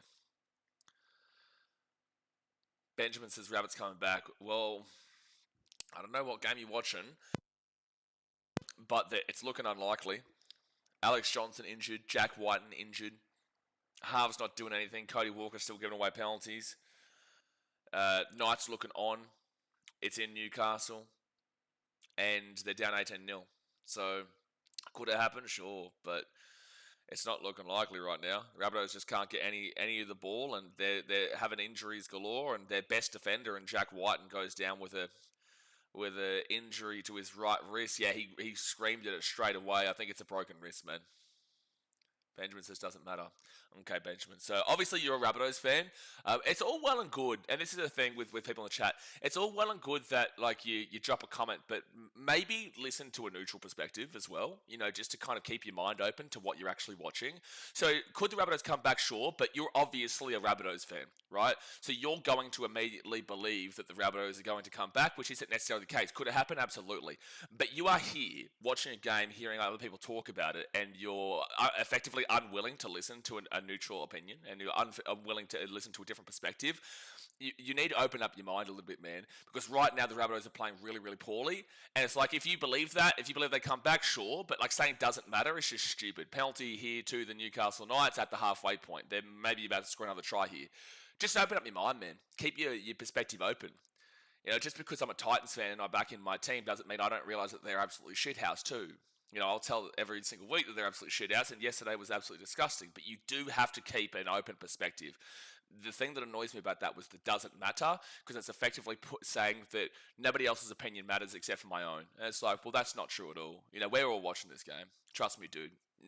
You're an idiot. Like, you're an idiot. We're literally saying it can happen. People like you are some of the worst rugby league fans to deal with. People like you are some of the worst rugby league fans. Because we're literally saying what you're saying can possibly happen, but you're speaking from a biased perspective. I'm speaking from a I don't give a shit who wins this game perspective. And we're watching this game from that thought process. So people like you are the worst because you just don't accept anything besides your own. Greg Marty away. Greg Marty back on the inside. How about you fucking come back now? 22-0 here with the kick to come. Is it looking good? You come back looking amazing. 22-0 with the kick to come. Greg Marty. I hate people like you, bro, who just don't like to hear anybody else's opinion but your own. I hate people like that, man. It really grinds my gears because people are so forceful in regards to it's my way or the highway. Bro, what are you watching right now to say doesn't matter and don't care about anyone else's perspective when you're down 22-0 with the kick to come? Just have a look at what we're watching. The Knights are killing you. They are crushing the Rabbitohs right now. 15 minutes to go here the first half. Bunnies have no chance. White and the best defender is gone. It's like, this is the thing though. We're not saying that the Bunnies have no chance. I don't think that they win this game from here. We're not saying that. We're saying they could come back, could happen. But it's extremely doubtful.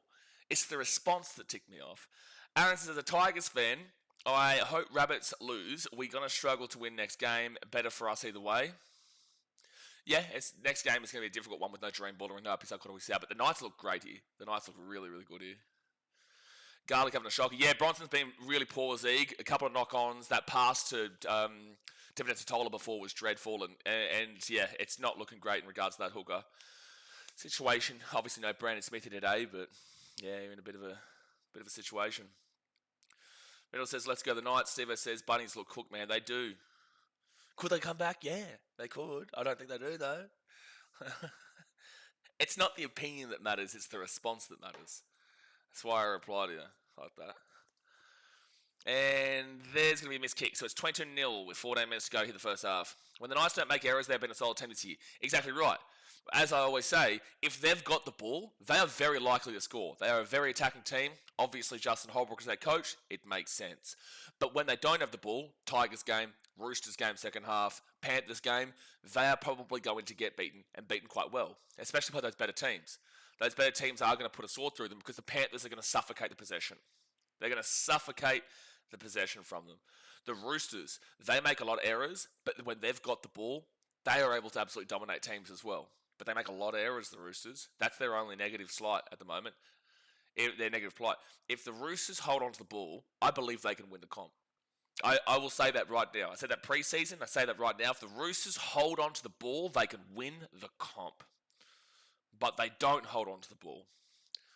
And I know people are a little bit off them because of that second half yesterday, but they still won. They still scored 38 points, and that first half was just dominating. Look at the momentum tracker right now. All Knights.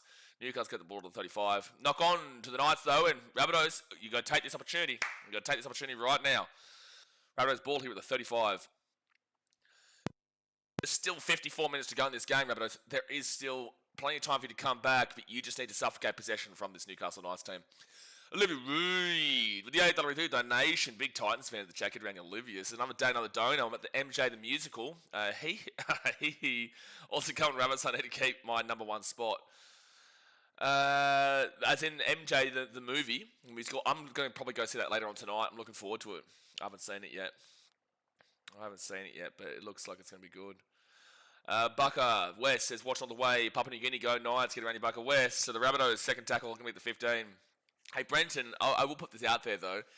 You've obviously been here for a long time with us here on the channel. Have you noticed an uptick in Knights fans this year?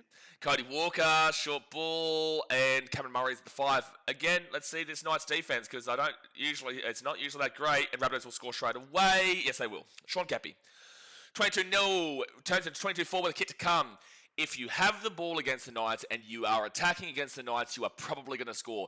If you knock the ball on and give them opportunities, you are probably going to concede, regardless of how good your defense is, because the Knights' attack is really, really good. Rabbitohs have had one opportunity in 30 minutes here, and they've scored immediately 22-4 with a kick to come. So Sean Cappy scores. Rabbitohs, the only way for you to get back into this game, the only way is for you to suffocate possession from the Knights. Otherwise, you will have 50 put past you. I can talk about it, Michael. You can't until the 30. It's one of the rules we have here on the channel, not to jinx it there from the chat. It's just one of those little fun things we have alongside the Storm thing.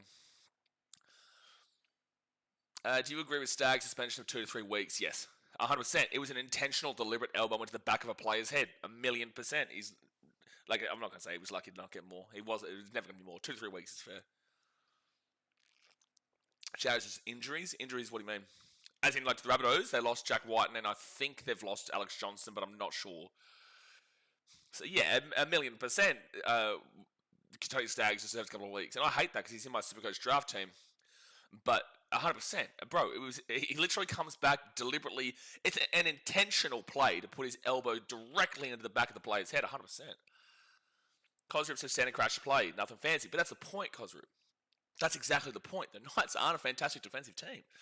The only reason the Knights' defensive stats are actually pretty okay for them this year is because they keep the ball and they score a lot. So when you're scoring a lot and you're keeping the ball, you're not going to concede. I'm telling you, the Knights' defense is still not good. But I will give you a fair warning here, Knights fans, which old mate Benjamin might agree with me here. The fair warning is I know your coach. And I know that I have watched my team up 26-0 before and lose with Justin Holbrook as coach. And I've been watching my team as we were up 22-0 against the Broncos and we lost that game. And we're up 24-4 against the Broncos and we also lost that game. We're up 18-0 against another team, we lost that game. We were up 30-10 at halftime, we lost that game. We were up 28-10 against the Rabbitohs and lost that game. Forewarning, I know full well your coach. So whilst I love him and he's a great human, and honestly, I have all the time in the world for Justin Holbrook as a human, as a coach, I know your coach more than you. So you'll hopefully not understand what I'm talking about. Hopefully we do not see the common theme with Holbrook-led teams where the comebacks do happen. I don't want that to be the case because I actually would love to see Justin Holbrook win a premiership because of how good of a person he is. He gave me every opportunity to, like every time after games, we would have a long chat. Desi was very short and sweet. He showed me respect and I like Desi, but he was very short and sweet. Justin Holbrook would stand around. Sam Janko knows in the chat. He would literally have a conversation with us for like 20 minutes. 30 minutes post a game kind of deal. You know, he loved a good conversation and Oh, Kalapong's away here. Kalapong's away here. Kalapong's away here. Dylan Lucas on the inside. Should be a try. Should be a try. Should be a try. Bing bong. Try time. Try time for the Knights. Dylan Lucas hits right on back. 24-6. So 26-6 with the kid to come. Justin is one of the greatest dudes. So I want to see him successful here. I've just seen my team throw away big leads with him, compared to whilst we still lose without him, just not the big leads as much. But that is a nice try there. Fletcher sharp to Kanaponga. Kanaponga breaks right on through. A poor tackle there. I'm not too sure who the missed tackle was. I was originally going to say Campbell Graham, but he's out in the wing. But Dylan Lucas, that's for a double for him. 10 minutes to go here the first half here. Guys, hit that thumbs up button and subscribe. Yes, Latrell made the kick, by the way. Yeah, well, you can see, if you're watching the stream, the live score is below us. But yeah, Latrell made his kick. So 26-6 to the Knights with 9.5 minutes to go the first half. How many else? Now I can see the Rabbits potentially start roaring back with more possession, just have to hold the ball. Well, they didn't. Yeah, well, they didn't. The Knights 26-6 with a kick to come. I kind of saw this coming from the Knights with them being at home and all the ins they had, but when the Rabbitohs played the Raiders, they were down by a lot and nearly came back. Well, yeah, you don't want to say, like, the Knights are not home yet. They're not home yet. They should be able to just simply win this game, but again, as I was saying in regards to Justin, it is a thing. They also did it against the Roosters. They were up, 24-10 at halftime against the Roosters and lost 38-24. So just throwing that out there. I'm not trying to shit you Knights. I'm just telling you that it is entirely possible. We did see a massive comeback against the Roosters from the Roosters against the Knights just 2 weeks ago. That was all started from Fletch. Good job winning possession, Bunnies. Cloudmate says that was all Fletch making Ponga look good again. Classic.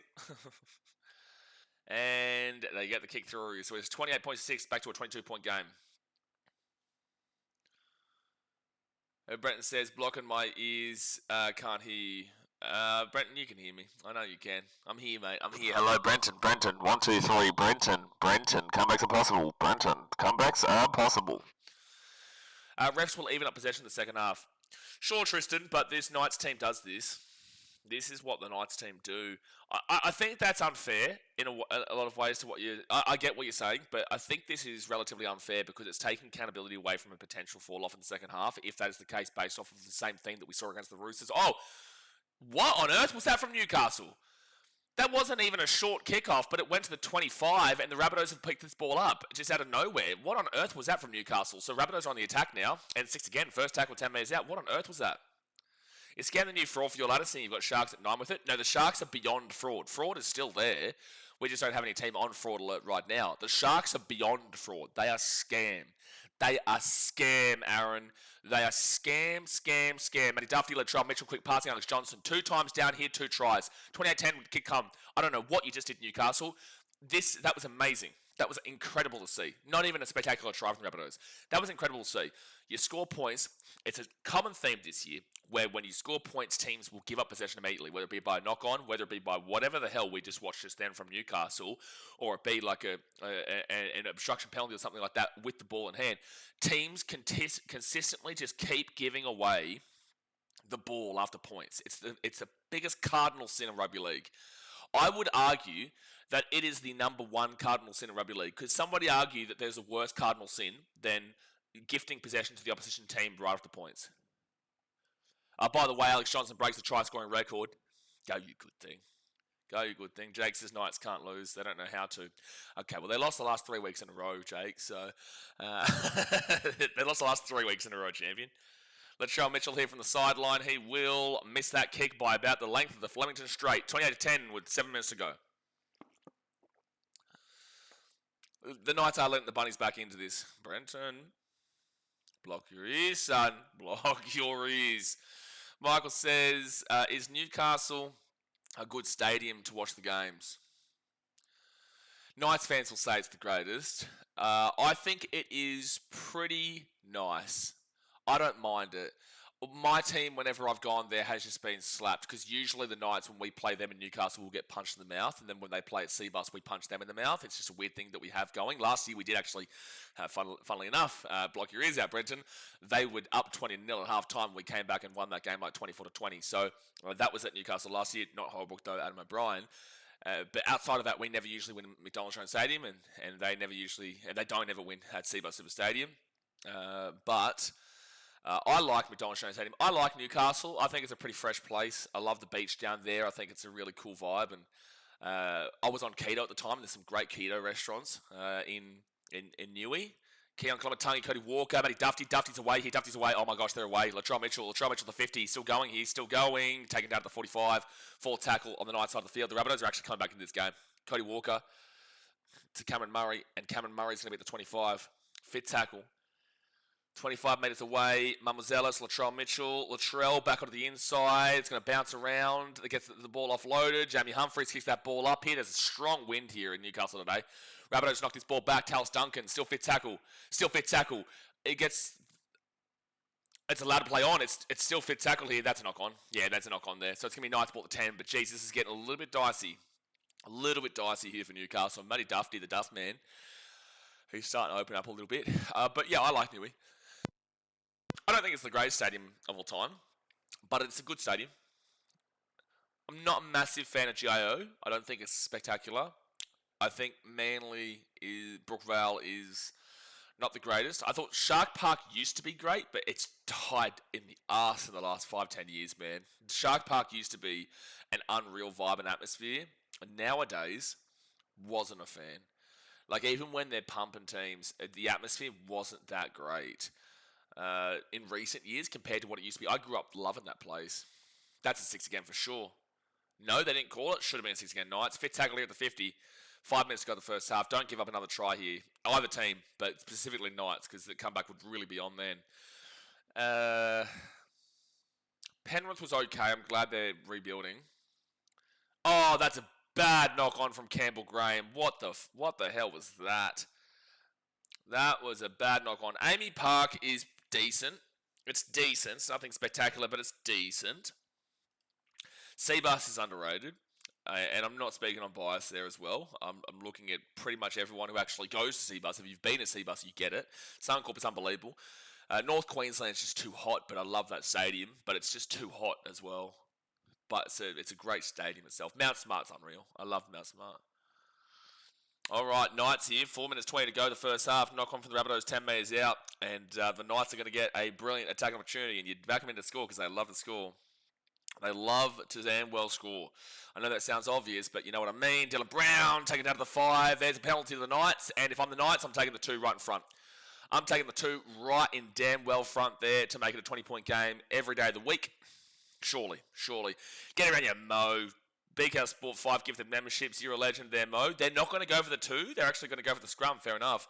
A6 Ankles, Nathan Johnston, Cam, 754, Jason James, Oz, and Nintendo Freak all gifted memberships. Get around you, Mo. Appreciate you for the support, brother. Lurkers exposed on your Mo. Get around them. And he says, Wynn Stadium, hands down, the view of the beach is stunning. Well, the view is great. I wouldn't say that Wynn Stadium is a spectacular stadium, but the view is fantastic. I like it there. Very windy, though. Knights at the 5. It's not one of the best stadiums, but if you're talking about view-wise, best stadium in the game for sure. Arguably one of the best views in the world for a stadium. San Francisco Giants Stadium when I went was unbelievable, though, for a view. Go and check it out if you haven't already. Oh, short pass. 2 metres away from the line. 4 pass. So Rabbitohs get lucky there. They'll get the ball back out at the 10 here from a 4 pass from Fence Crossland. Do I rate Leichhardt? I don't mind Leichhardt. A Sunday afternoon is brilliant. I don't really rate it on a night game, as in like a Saturday or a Friday night or a Thursday night kind of deal. Don't really give a shit about it. But Sunday afternoon at Leichhardt's pretty good, yeah. That's a good point, Meraki. Number 1 Cardinal sin, in my opinion. Penalty awarded, kick doesn't find touch. Shit, that's a good point. That might be number 1. That may be number 1. A penalty not finding touch.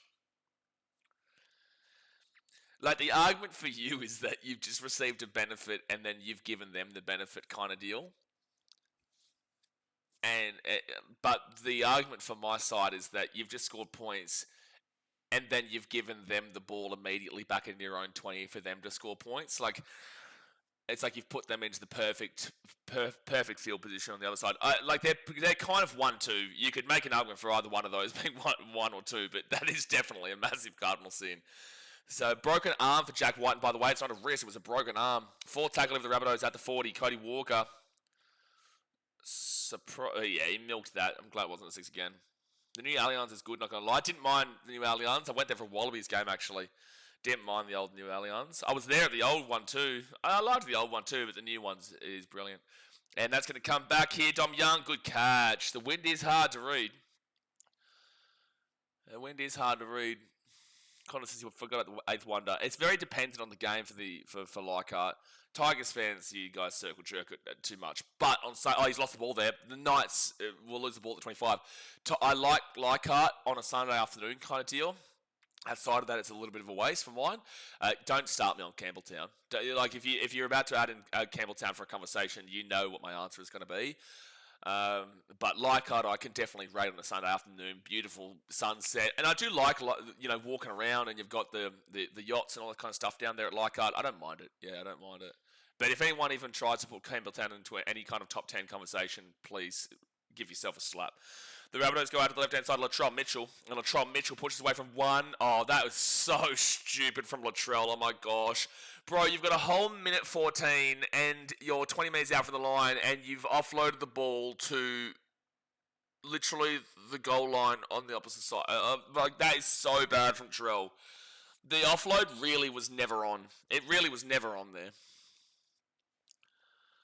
Cosmic says, Dufty the most trade in play this week in Supercoach rookies. Well, I had him the first couple of weeks on Supercoach draft. I wouldn't have brought him in for this week, but then again, I know, and he didn't really do too well. What's Dufty on now? So the Knights, Greggy Matthew, they bring it out to 25. I'm telling you, this game is still on, though. It's not over for the Rabbitohs. I don't think they win, but it's not over for them. That was close for a knock-on. Well done, Bradman Best, for not losing it. He's lost the ball there. Oh, yeah, he's lost the ball there. Yep. I would challenge this if I'm the Knights, though, for a strip. Oh, 13 seconds to go here. Well, you've got to be quick here. 10 seconds left. They're not going to challenge it. I wouldn't challenge it, actually. There's only 8 seconds to go, whatever. But you'll get one play here, South Sydney. 4 seconds, 3 seconds, 2 seconds. No, clock stopped at 3 seconds. Hot take, Campbelltown Stadium is better than Leichhardt. That is a boiling take. That is one of the hottest takes you will ever see, lad. Campbelltown's nice for the Devil's Dandruff. 3 seconds left here. Dufty kicks his ball through. Alex Johnson coming across, and Ponga knocks it dead. That's the end of the first half. End of the first half there. Would have really liked to have seen them put the ball into the air to try and force the compete, because the Knights on the grubber there are going to have that well defended, and obviously they did. So the halftime score is 28-10. Very dominant from the Knights for the early part, but the Rabbitohs have been able to work their way back into it. They've had a couple of injuries though. Alex Johnson obviously has got a bit of a niggle right now. Jack Whiten is out of the game with a broken arm. That is hard to see there for Rabbitohs fans, because that's going to be for the next few weeks. Bronson Garlick, he's lucky to be on the field still, to be fair. Johnson is still on the field, but he obviously has that niggle, and the Rabbitohs are in a lot of trouble. However, the Knights 2 weeks ago against the Roosters were up 24-10 or whatever it was at half time, and lost 38-24. Justin Holbrook is very well known for having his teams have big comebacks kind of deals, so I'm not willing to write off the Rabbitohs just yet, not even on the Rabbitohs perspective, but just from a Knights perspective. But there's a long way to go in this game, there's a long way to go, and we know in rugby league things can change around very quickly, very, very damn well quickly. So obviously, guys, hit that like button, subscribe if you are new around here, and let's get into the stats and read them out for half-time. Now, the try scorers for the Knights, 28 to them, 10 to the Rabbitohs at McDonald Jones. Try scorers are Trey Mooney, Dylan Lucas, Greg Marty and Dylan Lucas with 4 from 5 conversions for Caleb Ponga. For the Rabbitohs, Sean Kepi, Alex Johnston, and then Latrell Mitchell has got 1 from 2. You go to the possession, Knights, 63% possession, 37% to the Rabbitohs. If this equals out, the Rabbitohs will win this game. If the Rabbitohs can get to 50% or 54%, 53% kind of deal, if they can get to 54%, 53%, then the Rabbitohs could win this game. but not 54. Sorry, I'm talking to bring the Knights down to 54, 53. That's an extra 10, 11%. So that would mean that the Rabbitohs would be at 47, 46%. If that's the case, the Rabbitohs could win this game. But right this very second, the Knights have just got all the ball, they've got all the possession, and that's how they win games, and they just dominate with their attack, and that's why they've scored 28 points and a half here. However, second halves are not their forte. You go to the time possession, 14 minutes here for the Knights, 7 minutes and 49 seconds for the Rabbitohs. That is only 21 and that's nearly 22 minutes of play. That's disgraceful. 25 minutes is the minimum we're looking for. We've only seen 22 minutes of gameplay here. 18 minutes of the game have been... There has been 7 tries, to be fair, but 18 minutes of the game have been taken away from us. That's not great. You want to see more. 25 minutes is usually a threshold. They're at 22. Completion rate, 71% here for the Knights, 66% for the Rabbitohs. So 80% is the minimum you're looking for. You need 80%. They're both well under it.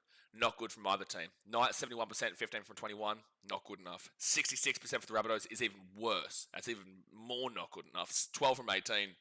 If you're going under 70, it's a horrid nightmare. If you're in 70 to 75, it's pretty poor. 75 to 80 is like sufficeable but not enough, and then 80% and above is awesome. 66% is pathetic from the Rabbitohs. If they can get a bit more possession, stop knocking this ball on, they've still got a chance here. But both teams' completion rate is poor. We go to the Knights runs, 95 for 877 run meters. 95 for 890 run meters, they've just updated it to. So that is 60 meters behind the 10 meters an average per run that you're looking for. 60 meters behind. It's pretty good. You're pretty happy with that. It's not quite at the 10 meters an average per run that you're looking for, but it's still pretty damn well good. And the Rabbitohs, they're at 58 for 492. That is pathetic. Only having 58 runs and a half is pathetic, which is more than what the Broncos had last night. But 492 is 86? What is it? 86 run meters behind the 10 meters average per run that you're looking for. So a little bit worse off than what the Knights have.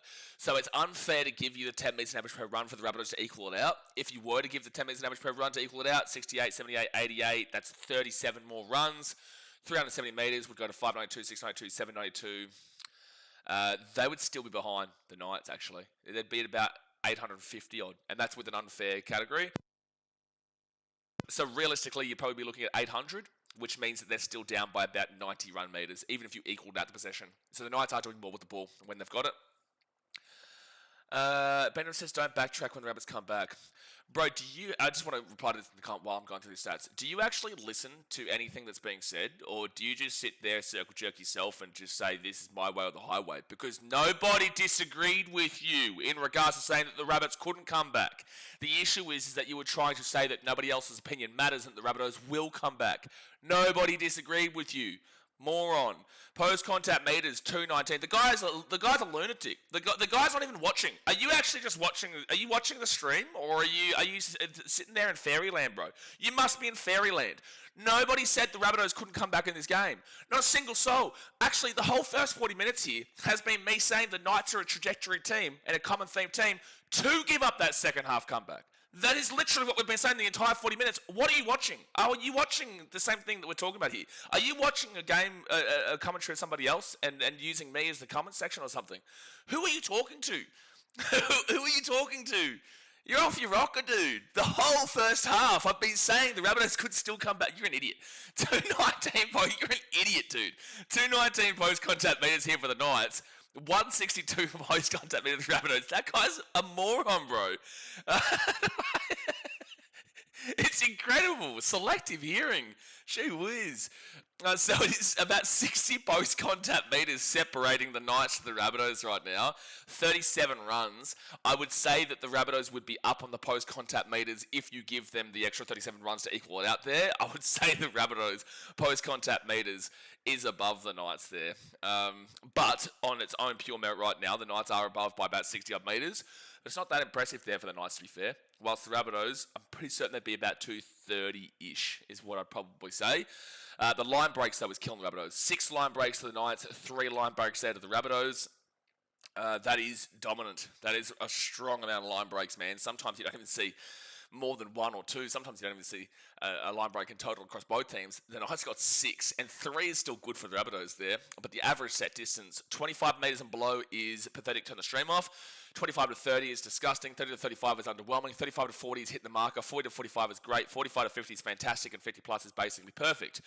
The average set distance for the Knights is 42.4. That's a great category. They're making a lot of metres per set. They are doing a lot more with the ball. The Rabbitohs are at 27.33. That's disgusting. And this is the thing. Their knock-ons are killing them. Their completion rate is killing them.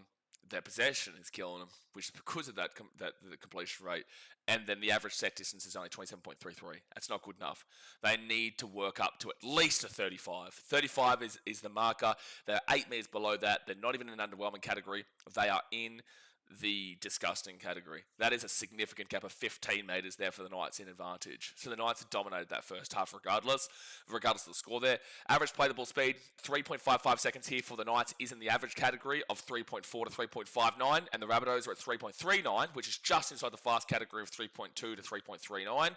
I think I'm going to do that in future because there's no point going through the entire list. I'm just going to use the specific of the 3.2 to 3.39 is fast, and the 3.4 to 3.59 is average, and they're at 3.55 and they're at 3.39. It just gives you a direct reflection rather than going through the entire list there. Then you go to the offloads. Knights offloading the ball a lot here today. 8 for the Knights, 3 here for the Rabbitohs, and then we go to the kick defusal, 100% for both teams. That's really good. And then we go to the effective tackle percentage. Rabbitohs did not have a good first half, man. So 85% and below is awful. 85% to 88% is underwhelming. 88% to 90% is hitting the marker, and 90% and above is basically perfect. The Knights are at 88.71%, so they're in the marker category.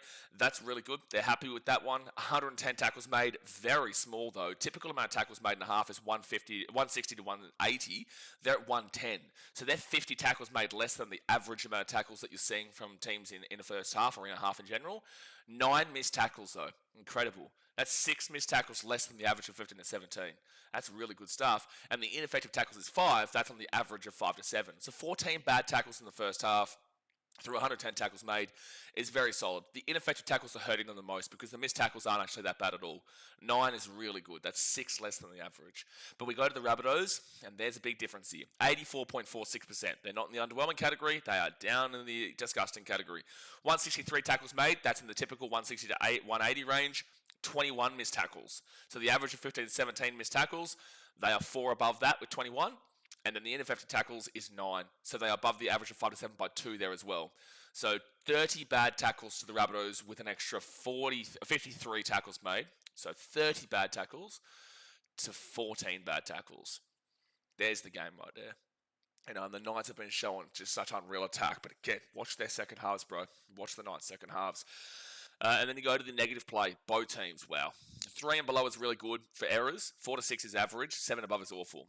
Is it a surprise that the Knights are at 7 and the Rabbitohs are at 8? No, it's not. The Knights typically do make a lot of errors, especially last year and before, and they're still making a lot of errors in this game. That's an awful category 7, but the Rabbitohs even worse at 8. If you are getting above 7, it has been a really poor half in regards to ball handling, and both teams have been there. But despite that, the Knights are still up 28 to 10, so they should be happy with it regardless, but also you limit those errors. You could have been up by 40. You could have been up by 40 without those errors. Penalties conceded 4-2 against the Rabbitohs. That's a lot of penalties against the Rabbits. And inside 10 metres is 1-0 against the Knights. Overall, statistically saying, on a specific statistic level, the Knights win this game well. Specifically, on a statistic level. With that being said, they did have a similar amount of statistics. Not on an advantage over the Roosters, but a similar amount of quality statistics in that Roosters game. And they ended up conceding from 24-10 up at halftime to lose 38-24. And their coach is known for comebacks against them. So I still will reserve my judgment for the Knights winning this game. And I hope that there are certain people listening when we say that, because we've been saying that the entire game so far. But the Knights have not won this game yet. But they should win this game based on those stats. And it will be a disaster if they do lose it, because it will show you that there is an issue with Holbrook in regards to second halves that he needs to really fix. But again, I do have the Knights to win this game from here. I do. So that's the halftime score. That's the halftime wrap. And Hopefully people didn't have selective hearing when they were listening listening to that.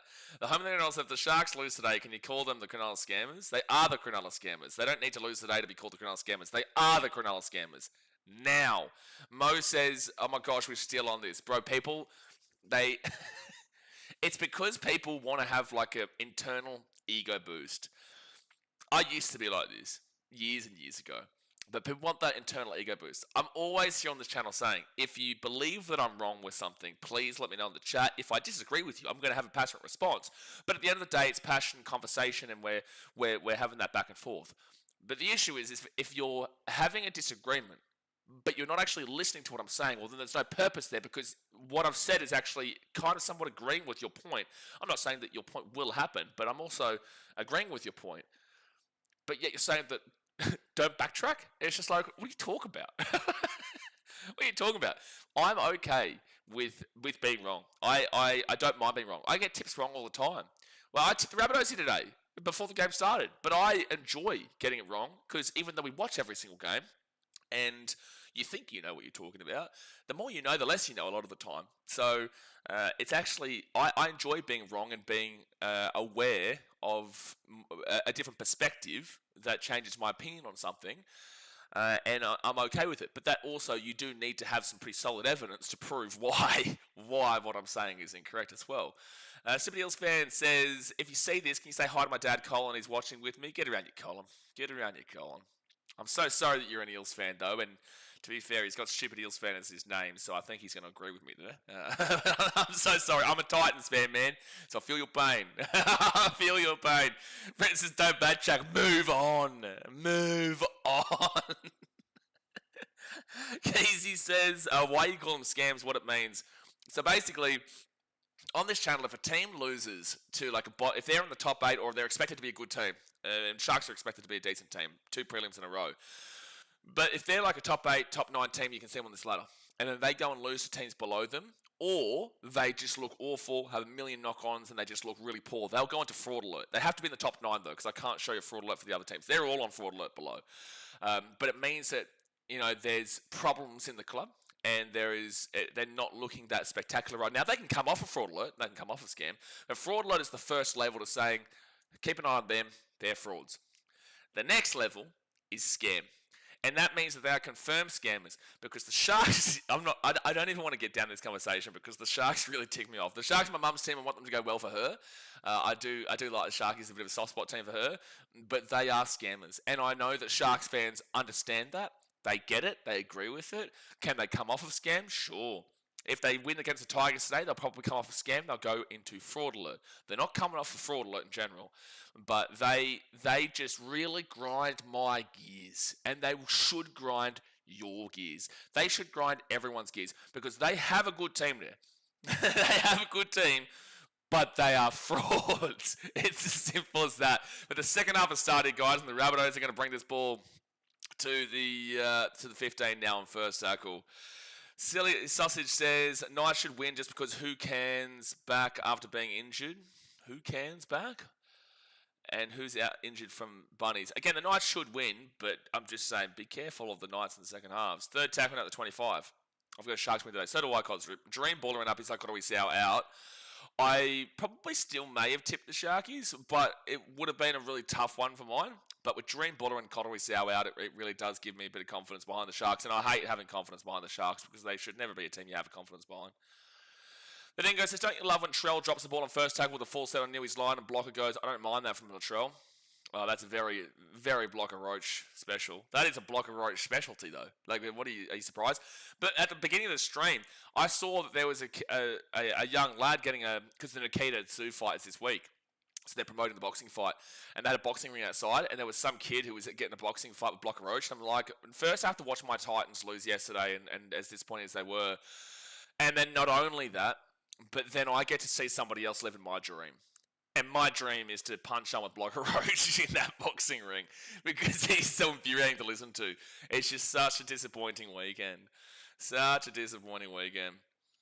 They go to the left-hand side of Kalumponga, then on to Bradman Best, and Bradman Best, he'll be the 45 on third tackle.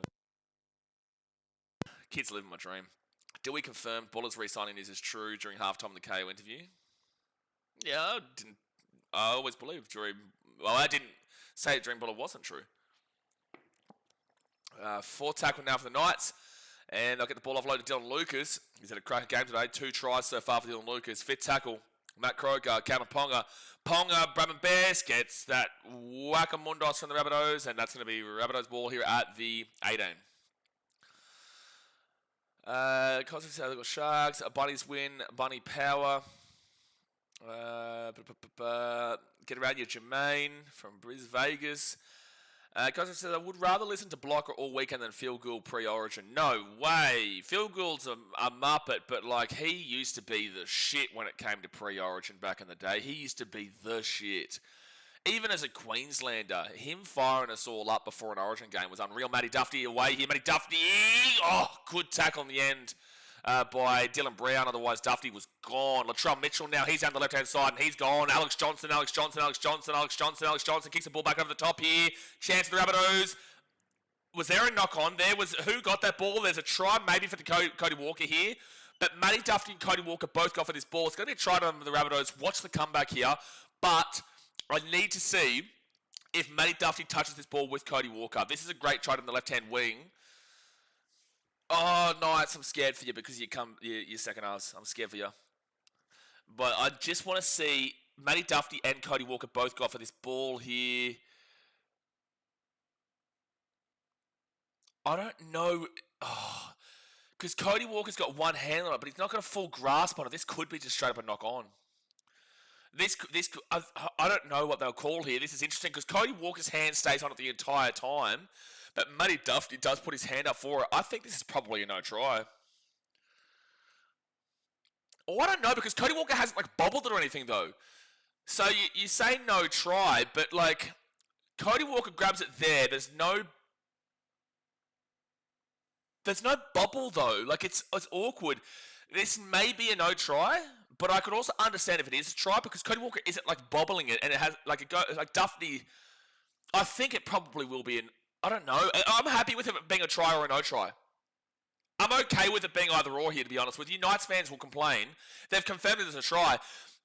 So Knights fans, I'm going to have to be the devil's advocate here. So they're going to get the kick and it's going to be 28-16 here. I'm going to be the devil's advocate because you're going to argue that because Matt Duffy, and I called it straight away, but Duffy is touching the ball as well, Cody Walker grabs the ball. But because when Cody Walker puts his hand on it, the ball doesn't move.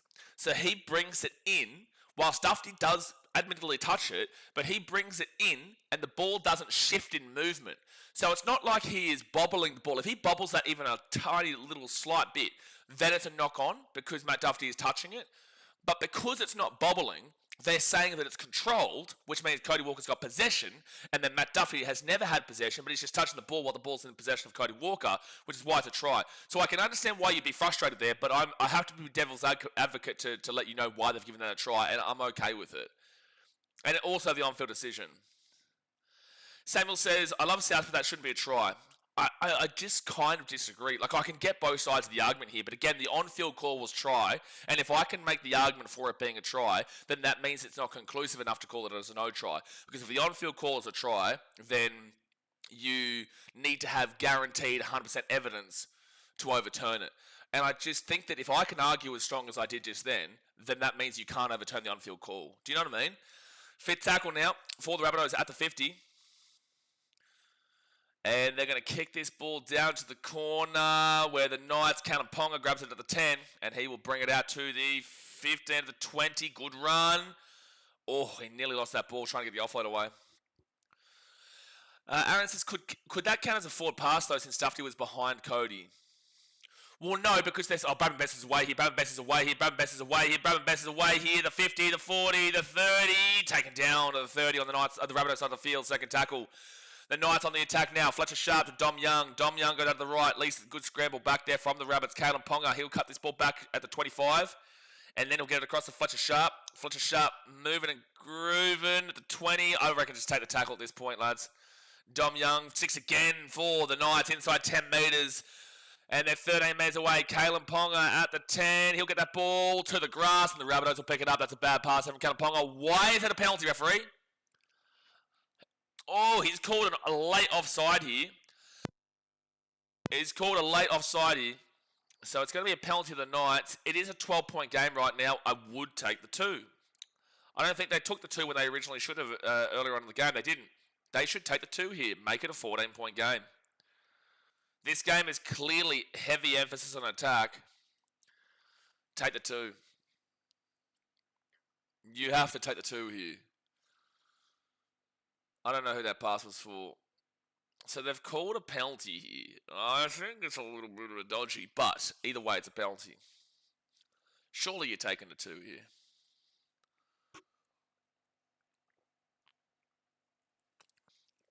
Has Mooney been scored the first try of the game?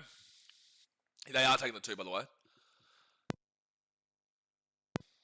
Ponga St. John Seen on the field. Yeah, I don't know who that pass was for. He got very lucky because I don't know if I would have... What's the referee doing here? I don't know what the referee was saying. This is just a high-scoring game, man. This is going to be a shootout.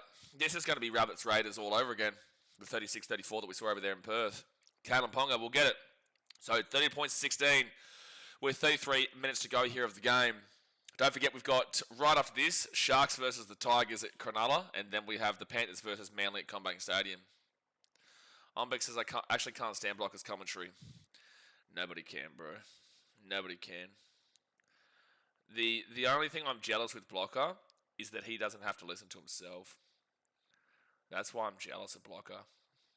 That's why I'm very jealous of him, to be fair. Because he does not have to listen to his own commentary. If Rabbits go on to lose this, they'll be 9 for 9 for wins if they score first, and 9 for 9 for losses if they concede first. Oh, that's an interesting start. So Pasami Saul will be taken down to 15 on first tackle. And now Greg Martiu at the 20 on second tackle. Just don't make a mistake here. Don't make an error after points, please, Newcastle. Please don't do it. I'm begging you. Frizzell to the 30 on third tackle. Please don't do it. Crossland and Jermaine McEwen at the 40. Fourth tackle. Crossland across now to Matt Croker. And Croker at the 45. Good. They're going to get through the set without a mistake after points. Gee whiz. Thank the heavens. Kalyn Ponga kicks this one down to the 10 when Matty Duffy grabs it. And now he'll take it out to the 20, to the 25, and it'll be first tackle. What is happening to Rabbitohs? What do you mean, what is happening to Rabbitohs, Greg? The Knights have just been really good. The second half, maybe not so much, but still, the Knights have been the better team overall, statistically, and the Knights they've got all their players back, so they've looked the goods here today, but the game's still well and truly on here. 30 minutes to go of the game, guys. Hit that thumbs up button, subscribe if you're new around here. They go Cody Walker, then off to Cameron Murray, taken down here at the 45. I'm glad they don't call that a hip drop because every single tackle apparently nowadays is a hip drop. Latrell Mitchell, he'll run this ball to the 40, fifth tackle now. If Blocker gets the Origin commentary gig, I'm watching the game on mute. There's no way he gets the Origin commentary gig. If he does that, no, because he's Fox, and that's on 9, it's on KO. They don't have the rights to Origin on KO. The media's been gassing the Bunnies massive. Oh, knock on Knights, their own 20. Oh, Dylan Brown gives the Rabbitohs an opportunity to score here and bring it back within an 8-point game. Ooh, dangerous stuff. The media's been gassing the Bunnies massively the last month, so people are surprised they're not crushing it. If you watch their games, you know that this is entirely possible. This is an entirely possible result. But also, they could still win this game. The Bunnies deserve a little bit of a gassing, and I did gas them up after last week, but also this result is entirely possible. They still lost 36-34 to the Raiders, who were third last at the time.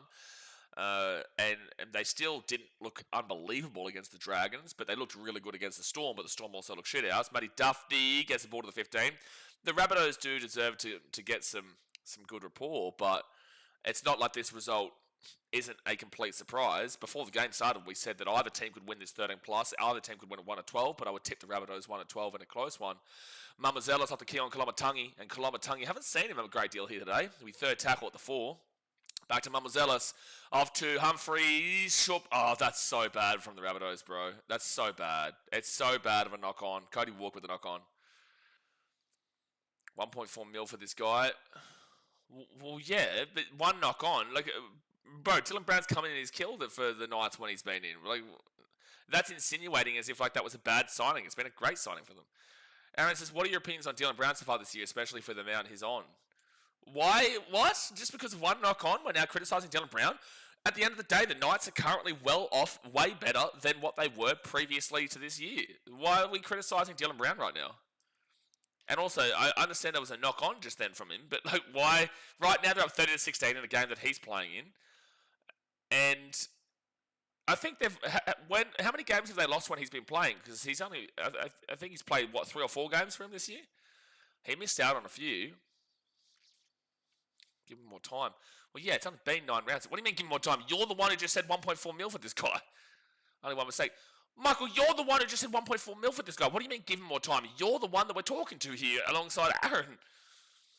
What are you talking about? You are part of the conversation here. Knock on Tom Young. Oh, no, there's going to be an error for the second half, is it? Dylan Brown, Jack Cogger. I'm taking Dylan Brown for sure. I haven't watched much Knights games. I do think Dylan Brown is a good player. That was just a coincidence after the knock-on. Yeah, well, I think that, look, it's a lot of money, but at the end of the day, what's there to say that it's wrong right now? What's there to say that it's going to be, that it's a bad signing? At the end of the day, they're doing a lot better than they were previously. I'm sick of wingers shuffling passes on third tackle. Unfortunately, this is a common theme with the Knights, man. But the Rabbitohs just haven't been able to get over the line just yet. But if they score here, it'll only be 8 points with a whole 25, 26 minutes to go.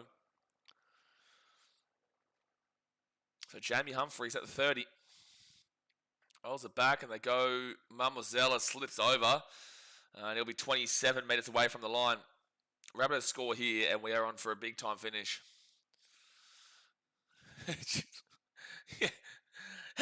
Marcus just does nothing wrong, to be fair. It's insane. You're the one who said 1.4 mil for this guy, and then now you've changed it. You've changed it as if like everyone else is crazy for saying that it's a wild situation to be criticising Dylan Brown. Left hand side, Matty Tufty. Tufty, you're going to be taken really close to the sideline, 5 metres out, 4 tackle. Thankfully, Bunnies have errors too. Oh my gosh, that was a bad pass, but Rabbitohs here. They will get the offload away to Cody Walker. Gets it across to Campbell Graham. Graham gets away from Greg Martiu. Bad defense there from Martiu. But they'll still be able to probably hold him out here. And it's a drop ball here from the Rabbitohs. Oh my gosh, it's amazing how many drop balls are happening in this game at the moment. Rabbitohs are still away here. They're still away here, taking out the 5 on fit tackle. Penalty to the Rabbitohs. What is happening right now in regards to Grass and McGrath? There's drop balls everywhere at the moment. Don't send Sandon Smith into the game. He'll spoil the game for the Knights. Wouldn't disagree. I would keep what you've got right now. But this is a shoulder charge against the Knights. So penalty to the Rabbitohs. You're getting a great opportunity to bring this game back into single digits. Kalamatangi, he's 3 metres away from the line. 3 metres away. Mamazelis, Cameron Murray, he's 4 metres out for the line, second tackle. Mamazelis off to Jamie Humphries. Humphries, somebody Dufty. Dufty over the top, not the pass. That's going to make them go back to the 15. And they'll be taken back at the 15. So Johnson is off the field. Who is that for the Rabbitohs? Who's come on there onto the wing. And now they'll be 5 metres away from the line. Good crowd atmosphere at the moment. To Mamazelis, not the play at all. This is pretty poor attack from the Rabbitohs. Not bad defence from the Knights, though. Kalamatangi, Cody Walker, kicks the ball through. That's a beautiful try. That is a beautiful kick from Cody Walker. That kick is so hard to do. That is such a hard kick to do. Wowee. Cody Walker is either a zero play or a hero play, and that is a hero play. Cody Walker is shaping for a kick right out deep, but he gets a perfect bounce here for a short kick to Tallis Duncan running straight through the line. That is unreal. That's a perfect kick. I will criticise Cody Walker when necessary.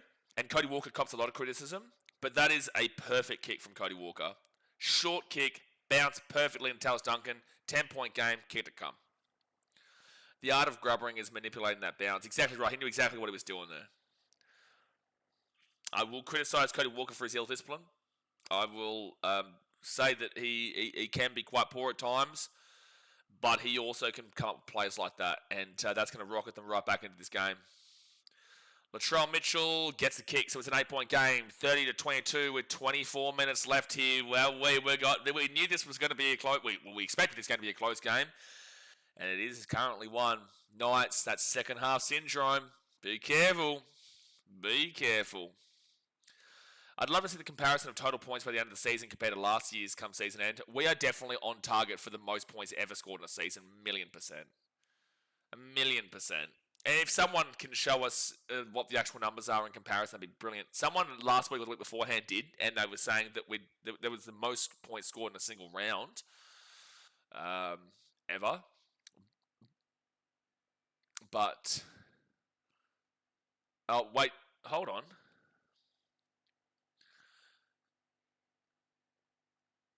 So what did they just say in the commentary just then? There was a tactical decision by Wayne Bennett in regards to a wing. Oh my gosh, did Kolomotai just knock that ball on? No, I thought I heard the whistle. I was gonna cry because it would have been knock on after points. What a cracking game! It's a great game right now. Second tackle here for the Rabbitohs. A lot of errors, but it's a high frenetic game, and I'm enjoying it. The defense isn't spectacular. The attack is pretty fun to watch, but there is quite a lot of errors. But it's been an enjoyable game regardless. Please don't be another scoreless half for us. Brenton, you know what I was saying. Like, I know Justin. Love him, but I've been in your position many times before, man. So the Rabbitohs, Kanaponga, good take at the 10. Let's see what the Rabbitohs can do. Oh, that's a penalty to the Rabbitohs. Oh, no, Knights. Oh, no, it's an escort. Oh, they're throwing the game. They're throwing the game. It's happening again. Oh, my gosh. I'm having PTSD. I'm having PTSD back to my Titans days at the Holbrook. I'm having my PTSD. I'm getting reminded of the Dolphins game. I'm getting reminded of the Broncos game. I'm having PTSD. This is exactly how it happens, bro. This is exactly how it happens. This is exactly how it happens with Holbrook, man. I'm having PTSD. I really am. Keonkala Watangi is going to hit the 5. First tackle, 5 metres out. Oh my gosh, I'm actually feeling PTSD for the Knights. Cameron Murray is 5 metres away from the line. Second tackle. Mamazellas, he was going to go to the right to Jamie Humphries. Humphries short ball, and the Rabbitohs are 3 metres away from the line now. Third tackle, 6 again. Oh no, they get it at the back to Cameron Murray, Cody Walker, Latrell Mitchell, Alex Johnson, try time. Oh no, it's happening, it's happening, it's happening, it's happening, it's happening, it's happening, it's happening, it's happening, it's happening, it's happening, it's happening, it's happening, it's happening, it's happening, it's happening, it's happening. It's a try time, Alex Johnston.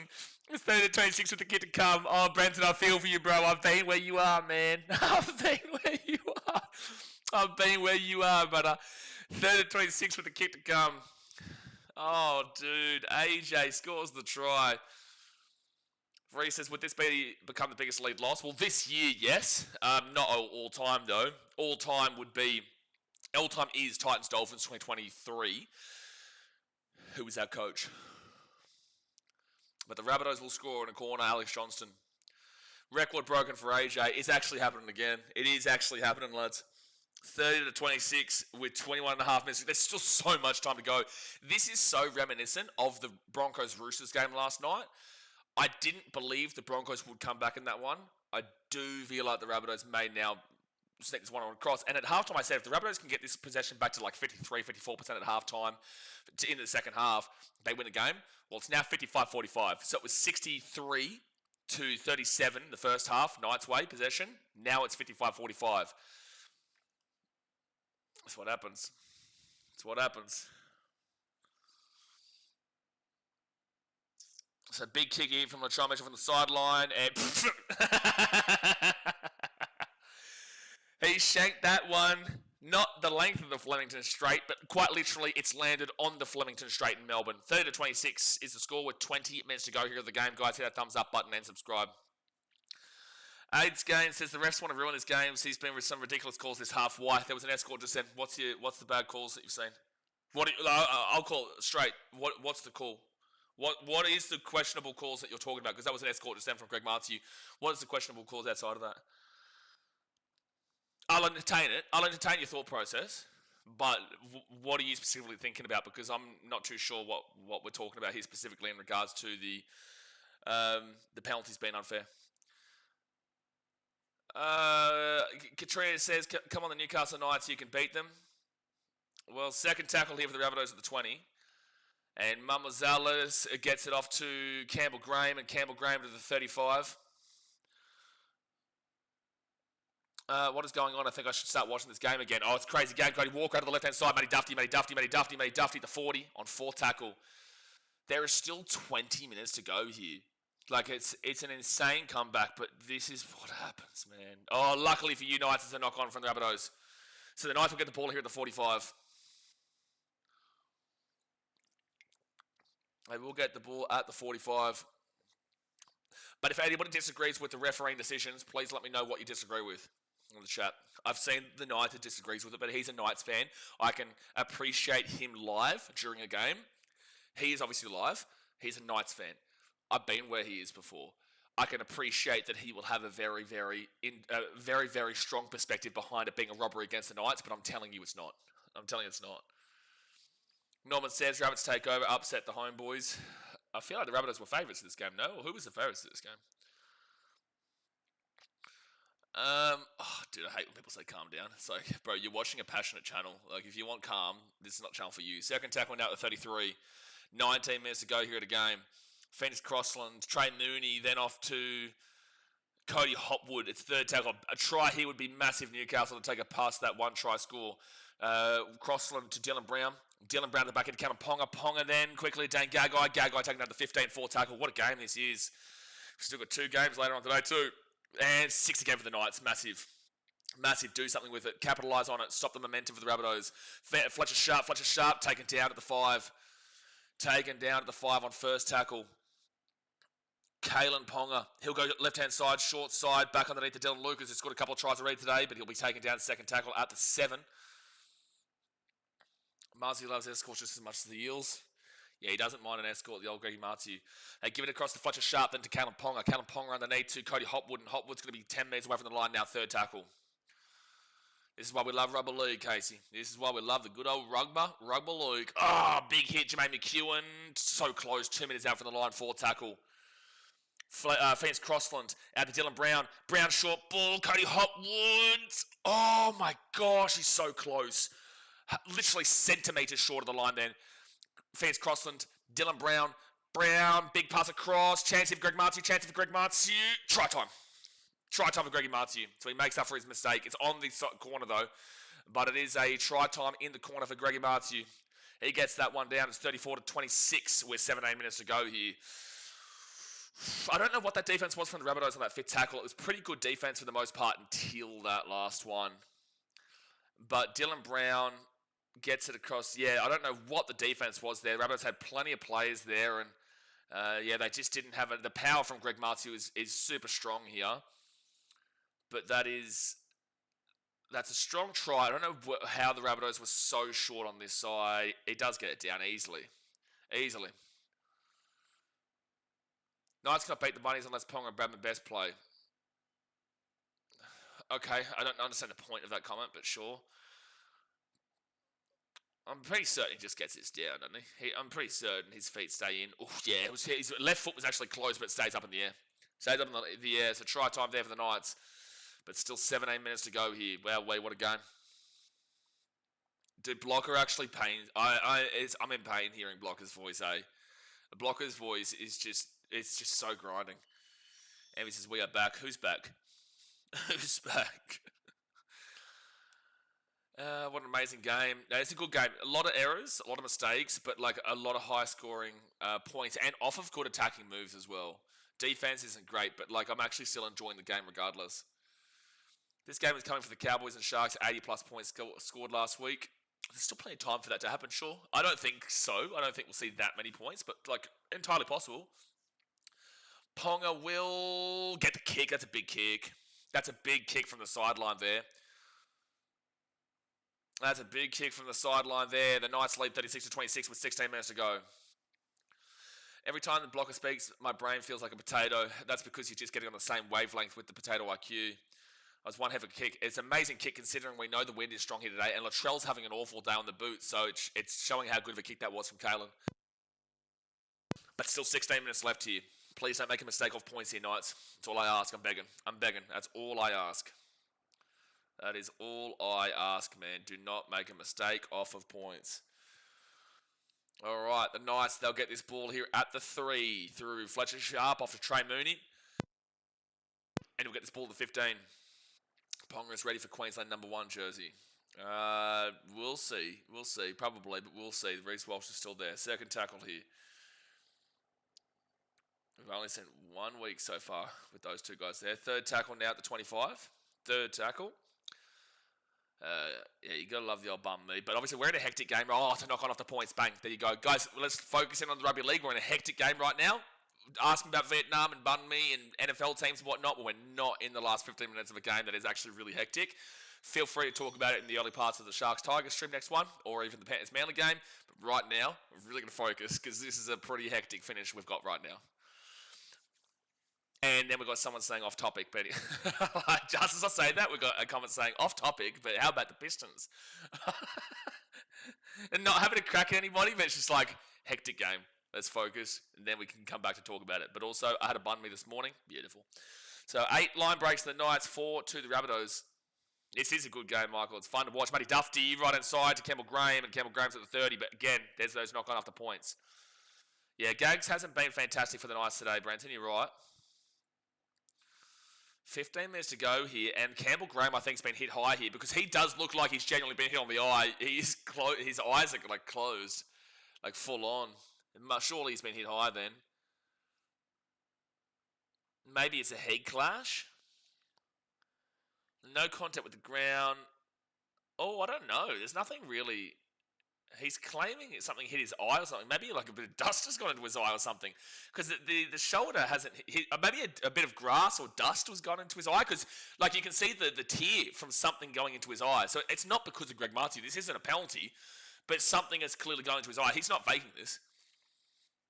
Yeah, John Cena with a finger poke to Graham. Exactly right. So the Rabbitohs defeated Totola's second tackle will be at the 25. He wasn't faking that, but there was nothing wrong with what Greg Marty did. Bit of dust. No, I think it was because again you saw the tear coming down, which is what happens when like dust goes into your eye or something like that. Not dust, dirt from the ground. So the Rabbitohs, Cody Walker off to Tallis Duncan. Tallis Duncan's going to be 10 metres away from the line, 4 tackle. Jeez, this is going to be massive if they get a try here. Mumbles Ellis goes at himself and he'll be at the 4 on 5th tackle. And Jamie Humphries, Cody Walker kicks it through, played that. This is going to be 6 again for the Rabbitohs. Don't worry about that. It's a try for Cody Walker.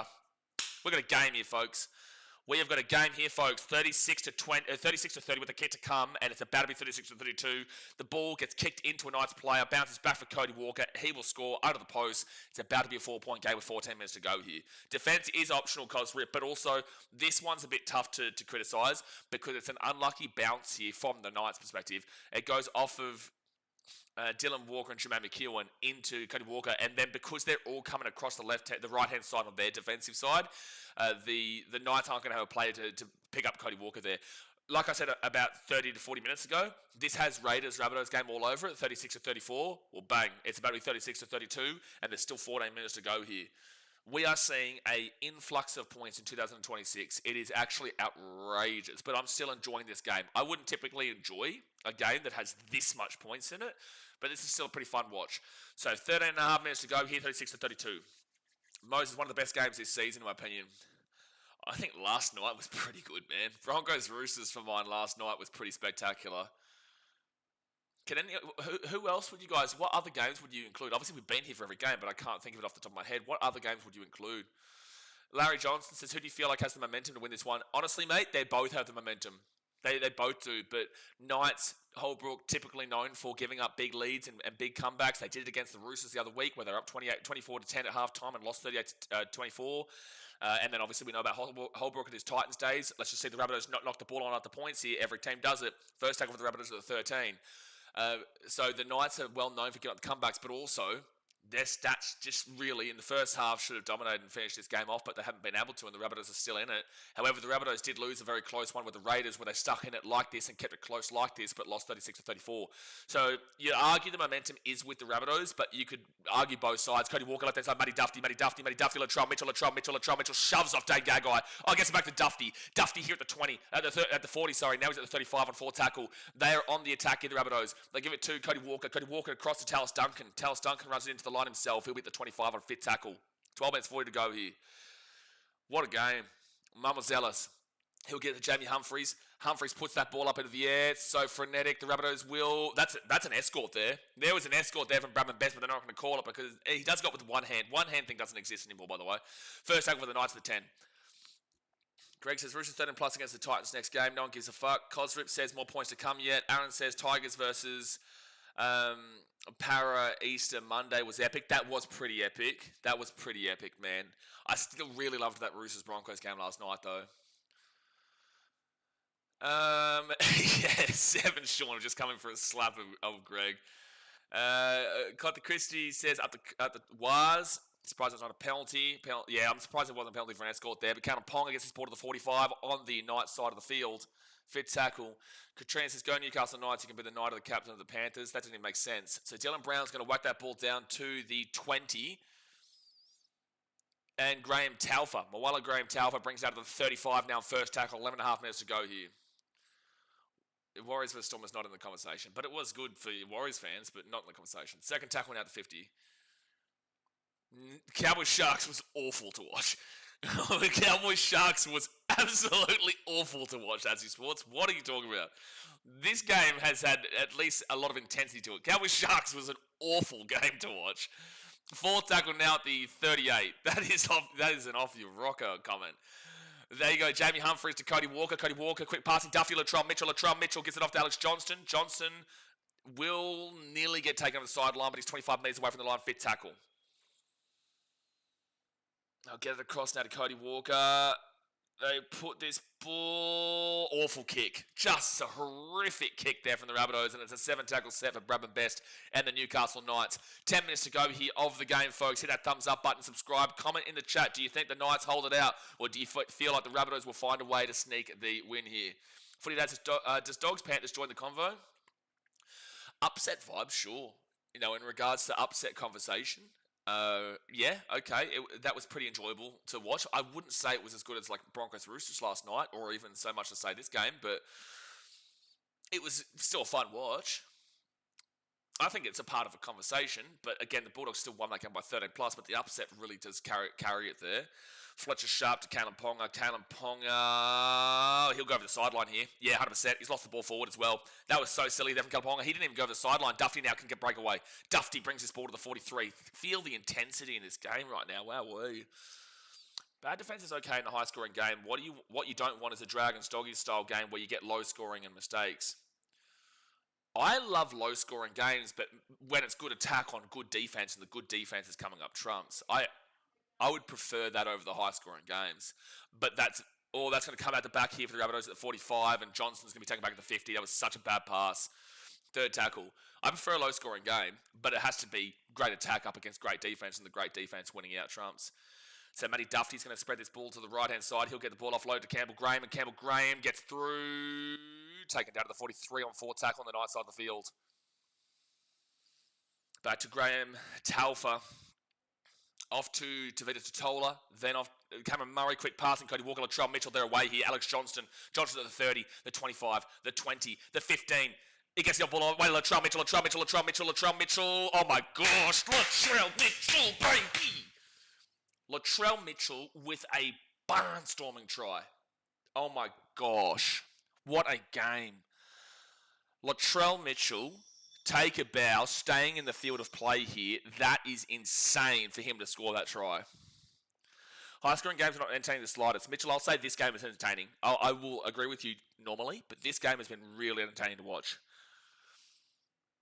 Latrell Mitchell, for him to smash through Kanaponga here right on the edge of the sideline, he stays in the field of play and puts the ball down. That's a spectacular try.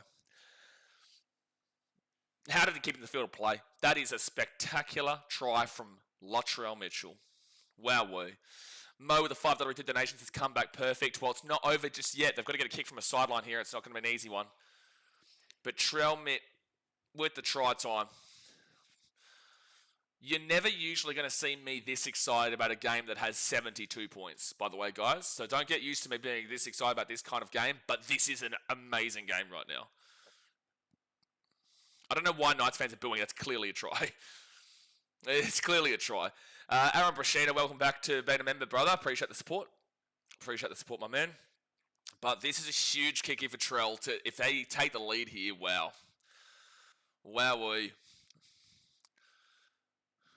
Brenton says, how did he get in there? That is an amazing try from Latrell Mitchell. Regardless if you're a hater or not, you cannot take that away from how spectacular that was for him to go full frontal straight into Kalen Ponga, who is a Queensland and international player, straight into Kalen Ponga, bounce off him with this much limited space and to still put the ball down to the corner. Wow.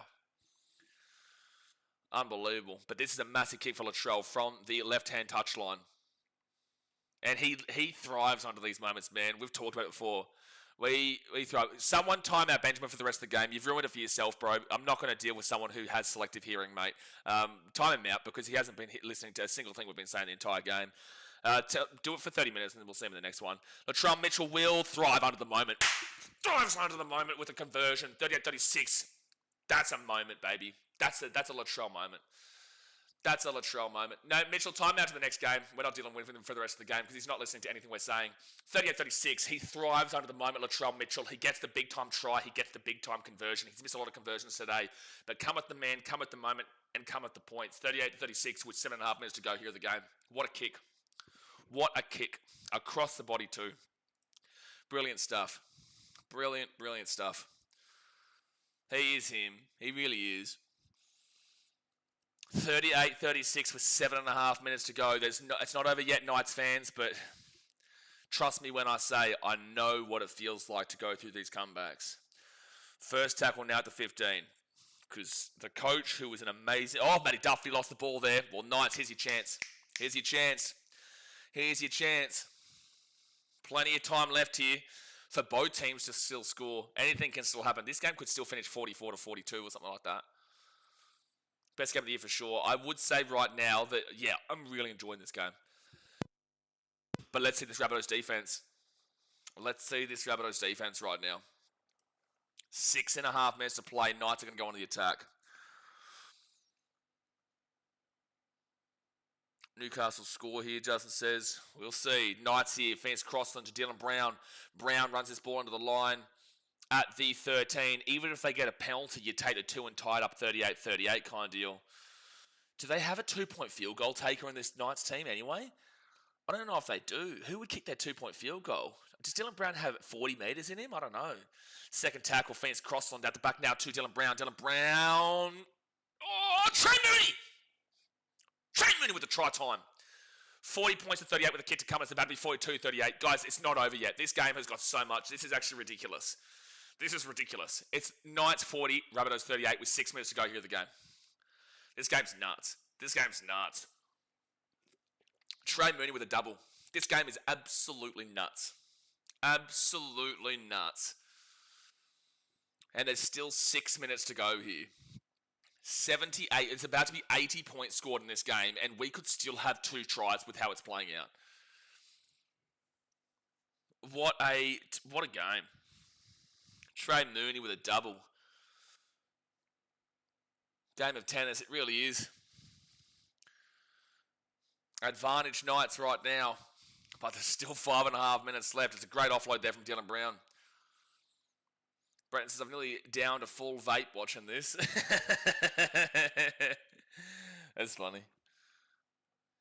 That's funny. Big Trey Mooney. That's a double for him. He's got the first try of the game. Maybe he scores the last try of the game. Most important one. This could end 50-50. Well, there's not enough time for that. It's 5 minutes to go here of the game. I don't think there's enough time for effectively another converted try, penalty, and 2 converted tries for Rabbitohs, but just what a ridiculous game this is. And don't forget, guys, right after this, we're going to move straight into the Sharks versus the Tigers. We've got a big day. It's Sharks-Tigers right after this, and then we've got Manly versus the Panthers. We've got 3 games today. Fred says, both this and the Roosters game get good as soon as I stop watching. I'm fuming. This has been amazing, and that Roosters-Broncos game was amazing last night too. Prime time rubber league at the moment. 4 minutes and 44 seconds to go here. Kalen Ponga should get this kick, and he will get this kick. 42-38 with 4 minutes and 40 to go here. Comment in the chat who you think wins from here. Who do you think, looker alert, who do you think wins from here? Do the Knights hold out for this final 440? Rabbitohs will go for the short kick, and you just don't know what's happening in this game. Ian says, hope the Knights can close it out, but sounds like anything possible. Elijah says, Bunnies give them a chance to score and lead the game. Nathan says, come on to Bunnies. How good is Sunday footy? How good is Sunday footy? How good is Rugby League, Nath? Shy Boys is coming to Rabbitohs. Jared getting around Newcastle. I just put 100 on the Knights. No, he didn't, because they would have clocked off the betting with 5 minutes to go. Unless he did it before the 5 minute mark. So Knights now, they're at the 10 on first tackle. Don't make an error after points. Don't make an error after points. That's all I ask. Every team does it. Jermaine McEwen, multiple teams have done it here today too. McEwen at the 15, second tackle. 7 tries apiece. It's just come down to conversions right now. The Knights are at the 20 on third tackle. Knights better get the upset after I've been talking shit all game. Dude, it doesn't, like, this is why I say I don't care about getting tips wrong and whatnot. I just love this sport. It's just unbelievable to watch. Kalen Ponga gets the ball to the 40 now on fifth tackle. 4 minutes to go here in the game. The Rabbitohs are probably still going to get a couple of sets. 39-metre gain. It's okay. It's doing the job, but it's nothing spectacular.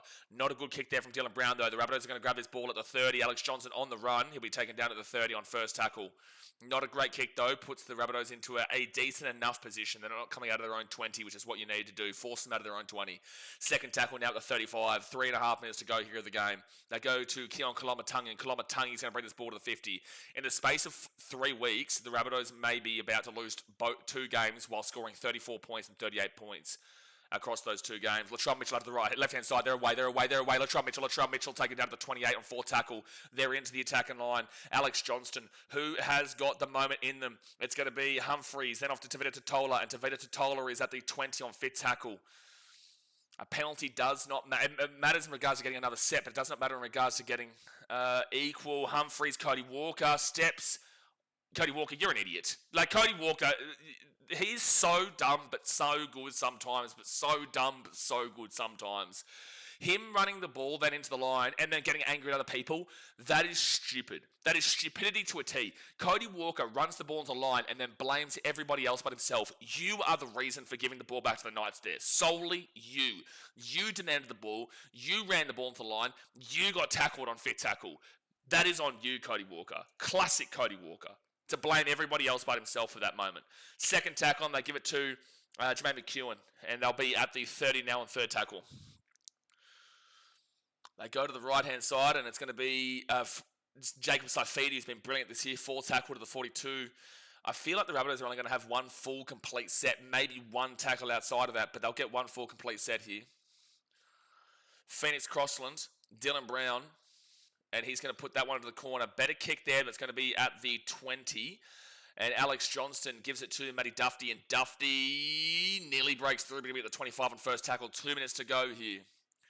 You'd think this is the last full chance the Rabbits get. Don't give away a 40-20. Not a 40-20. A penalty or a 6 again here, Knights. Do not give away anything. Just make your tackles and get through it. Milo Graham Talfa. He'll be at the 42. Keon Kolomatangi to the 45 on 4 tackle. Quick play the ball from the Rabbitohs. They go to the left. Cody Walker off to Tallis Duncan. Tallis Duncan brings his ball to the 35. 5th tackle. Penalty. Oh my gosh, Knights. No way you've given away that penalty on 5th tackle. No way, no way, no way. No way have the Knights given away a penalty on 5th tackle at the 35. That's insane. That's insane. That's insane to give away that penalty.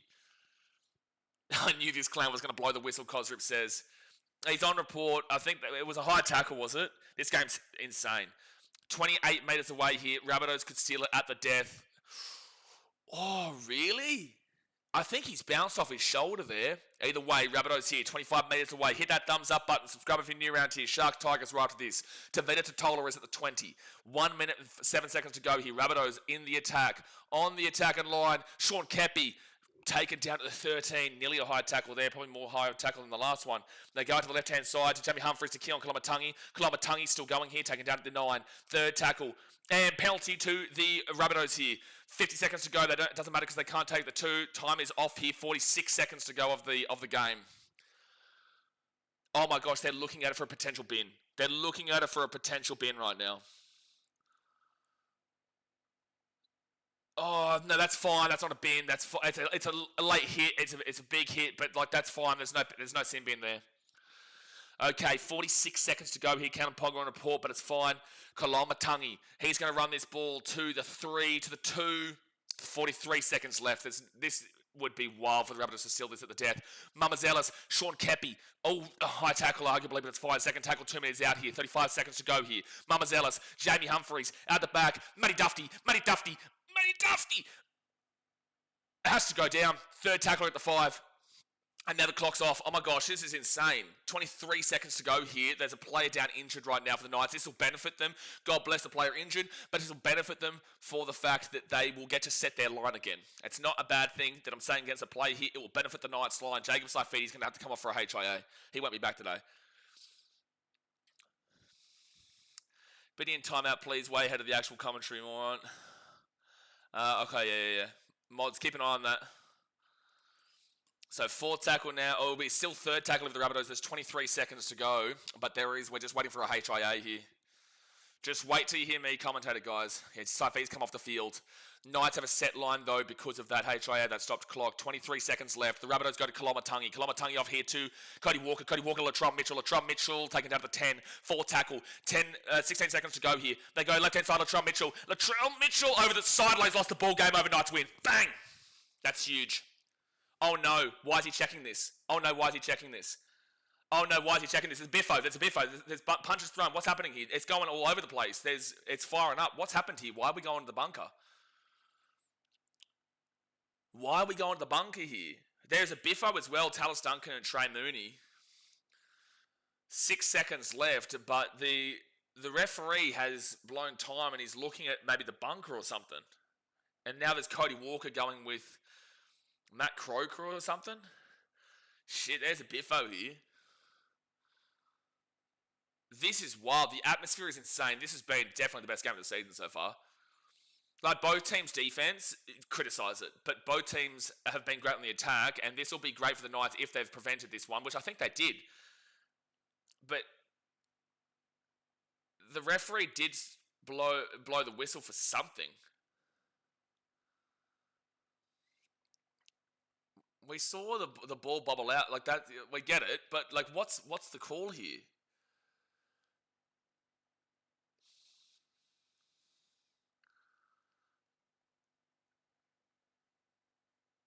He loses the ball. Yeah, it's fine. Yeah, it's fine. Knights will win. Yeah, it's fine. Sorry, they were saying maybe there was a strip or something like that. But they're going to watch the play of Cody Walker. This would not be surprising. Okay, so Cody Walker's going to run in from the other side, and then he is going to shove Dylan Brown in the back and escalates it. Cody Walker, bin, no surprise. Welcome back to Cody Walker. Very classic Cody Walker. That's going to be a sin bin against him. The final score's going to be 42-38, though. Aaron says, suck shit, Benjamin. No bunnies comeback, mate. Well, they came back, but they're not obviously going to win. Imagine being the Rabbitohs, scoring 34 points against the Raiders and losing, and then scoring 38 points against the Knights and losing.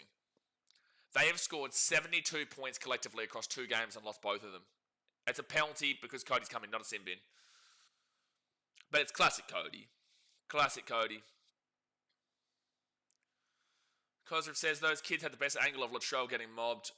Look, Trell's had a good game here today, but gee whiz, Cody Walker, it's just so typical Cody Walker, man.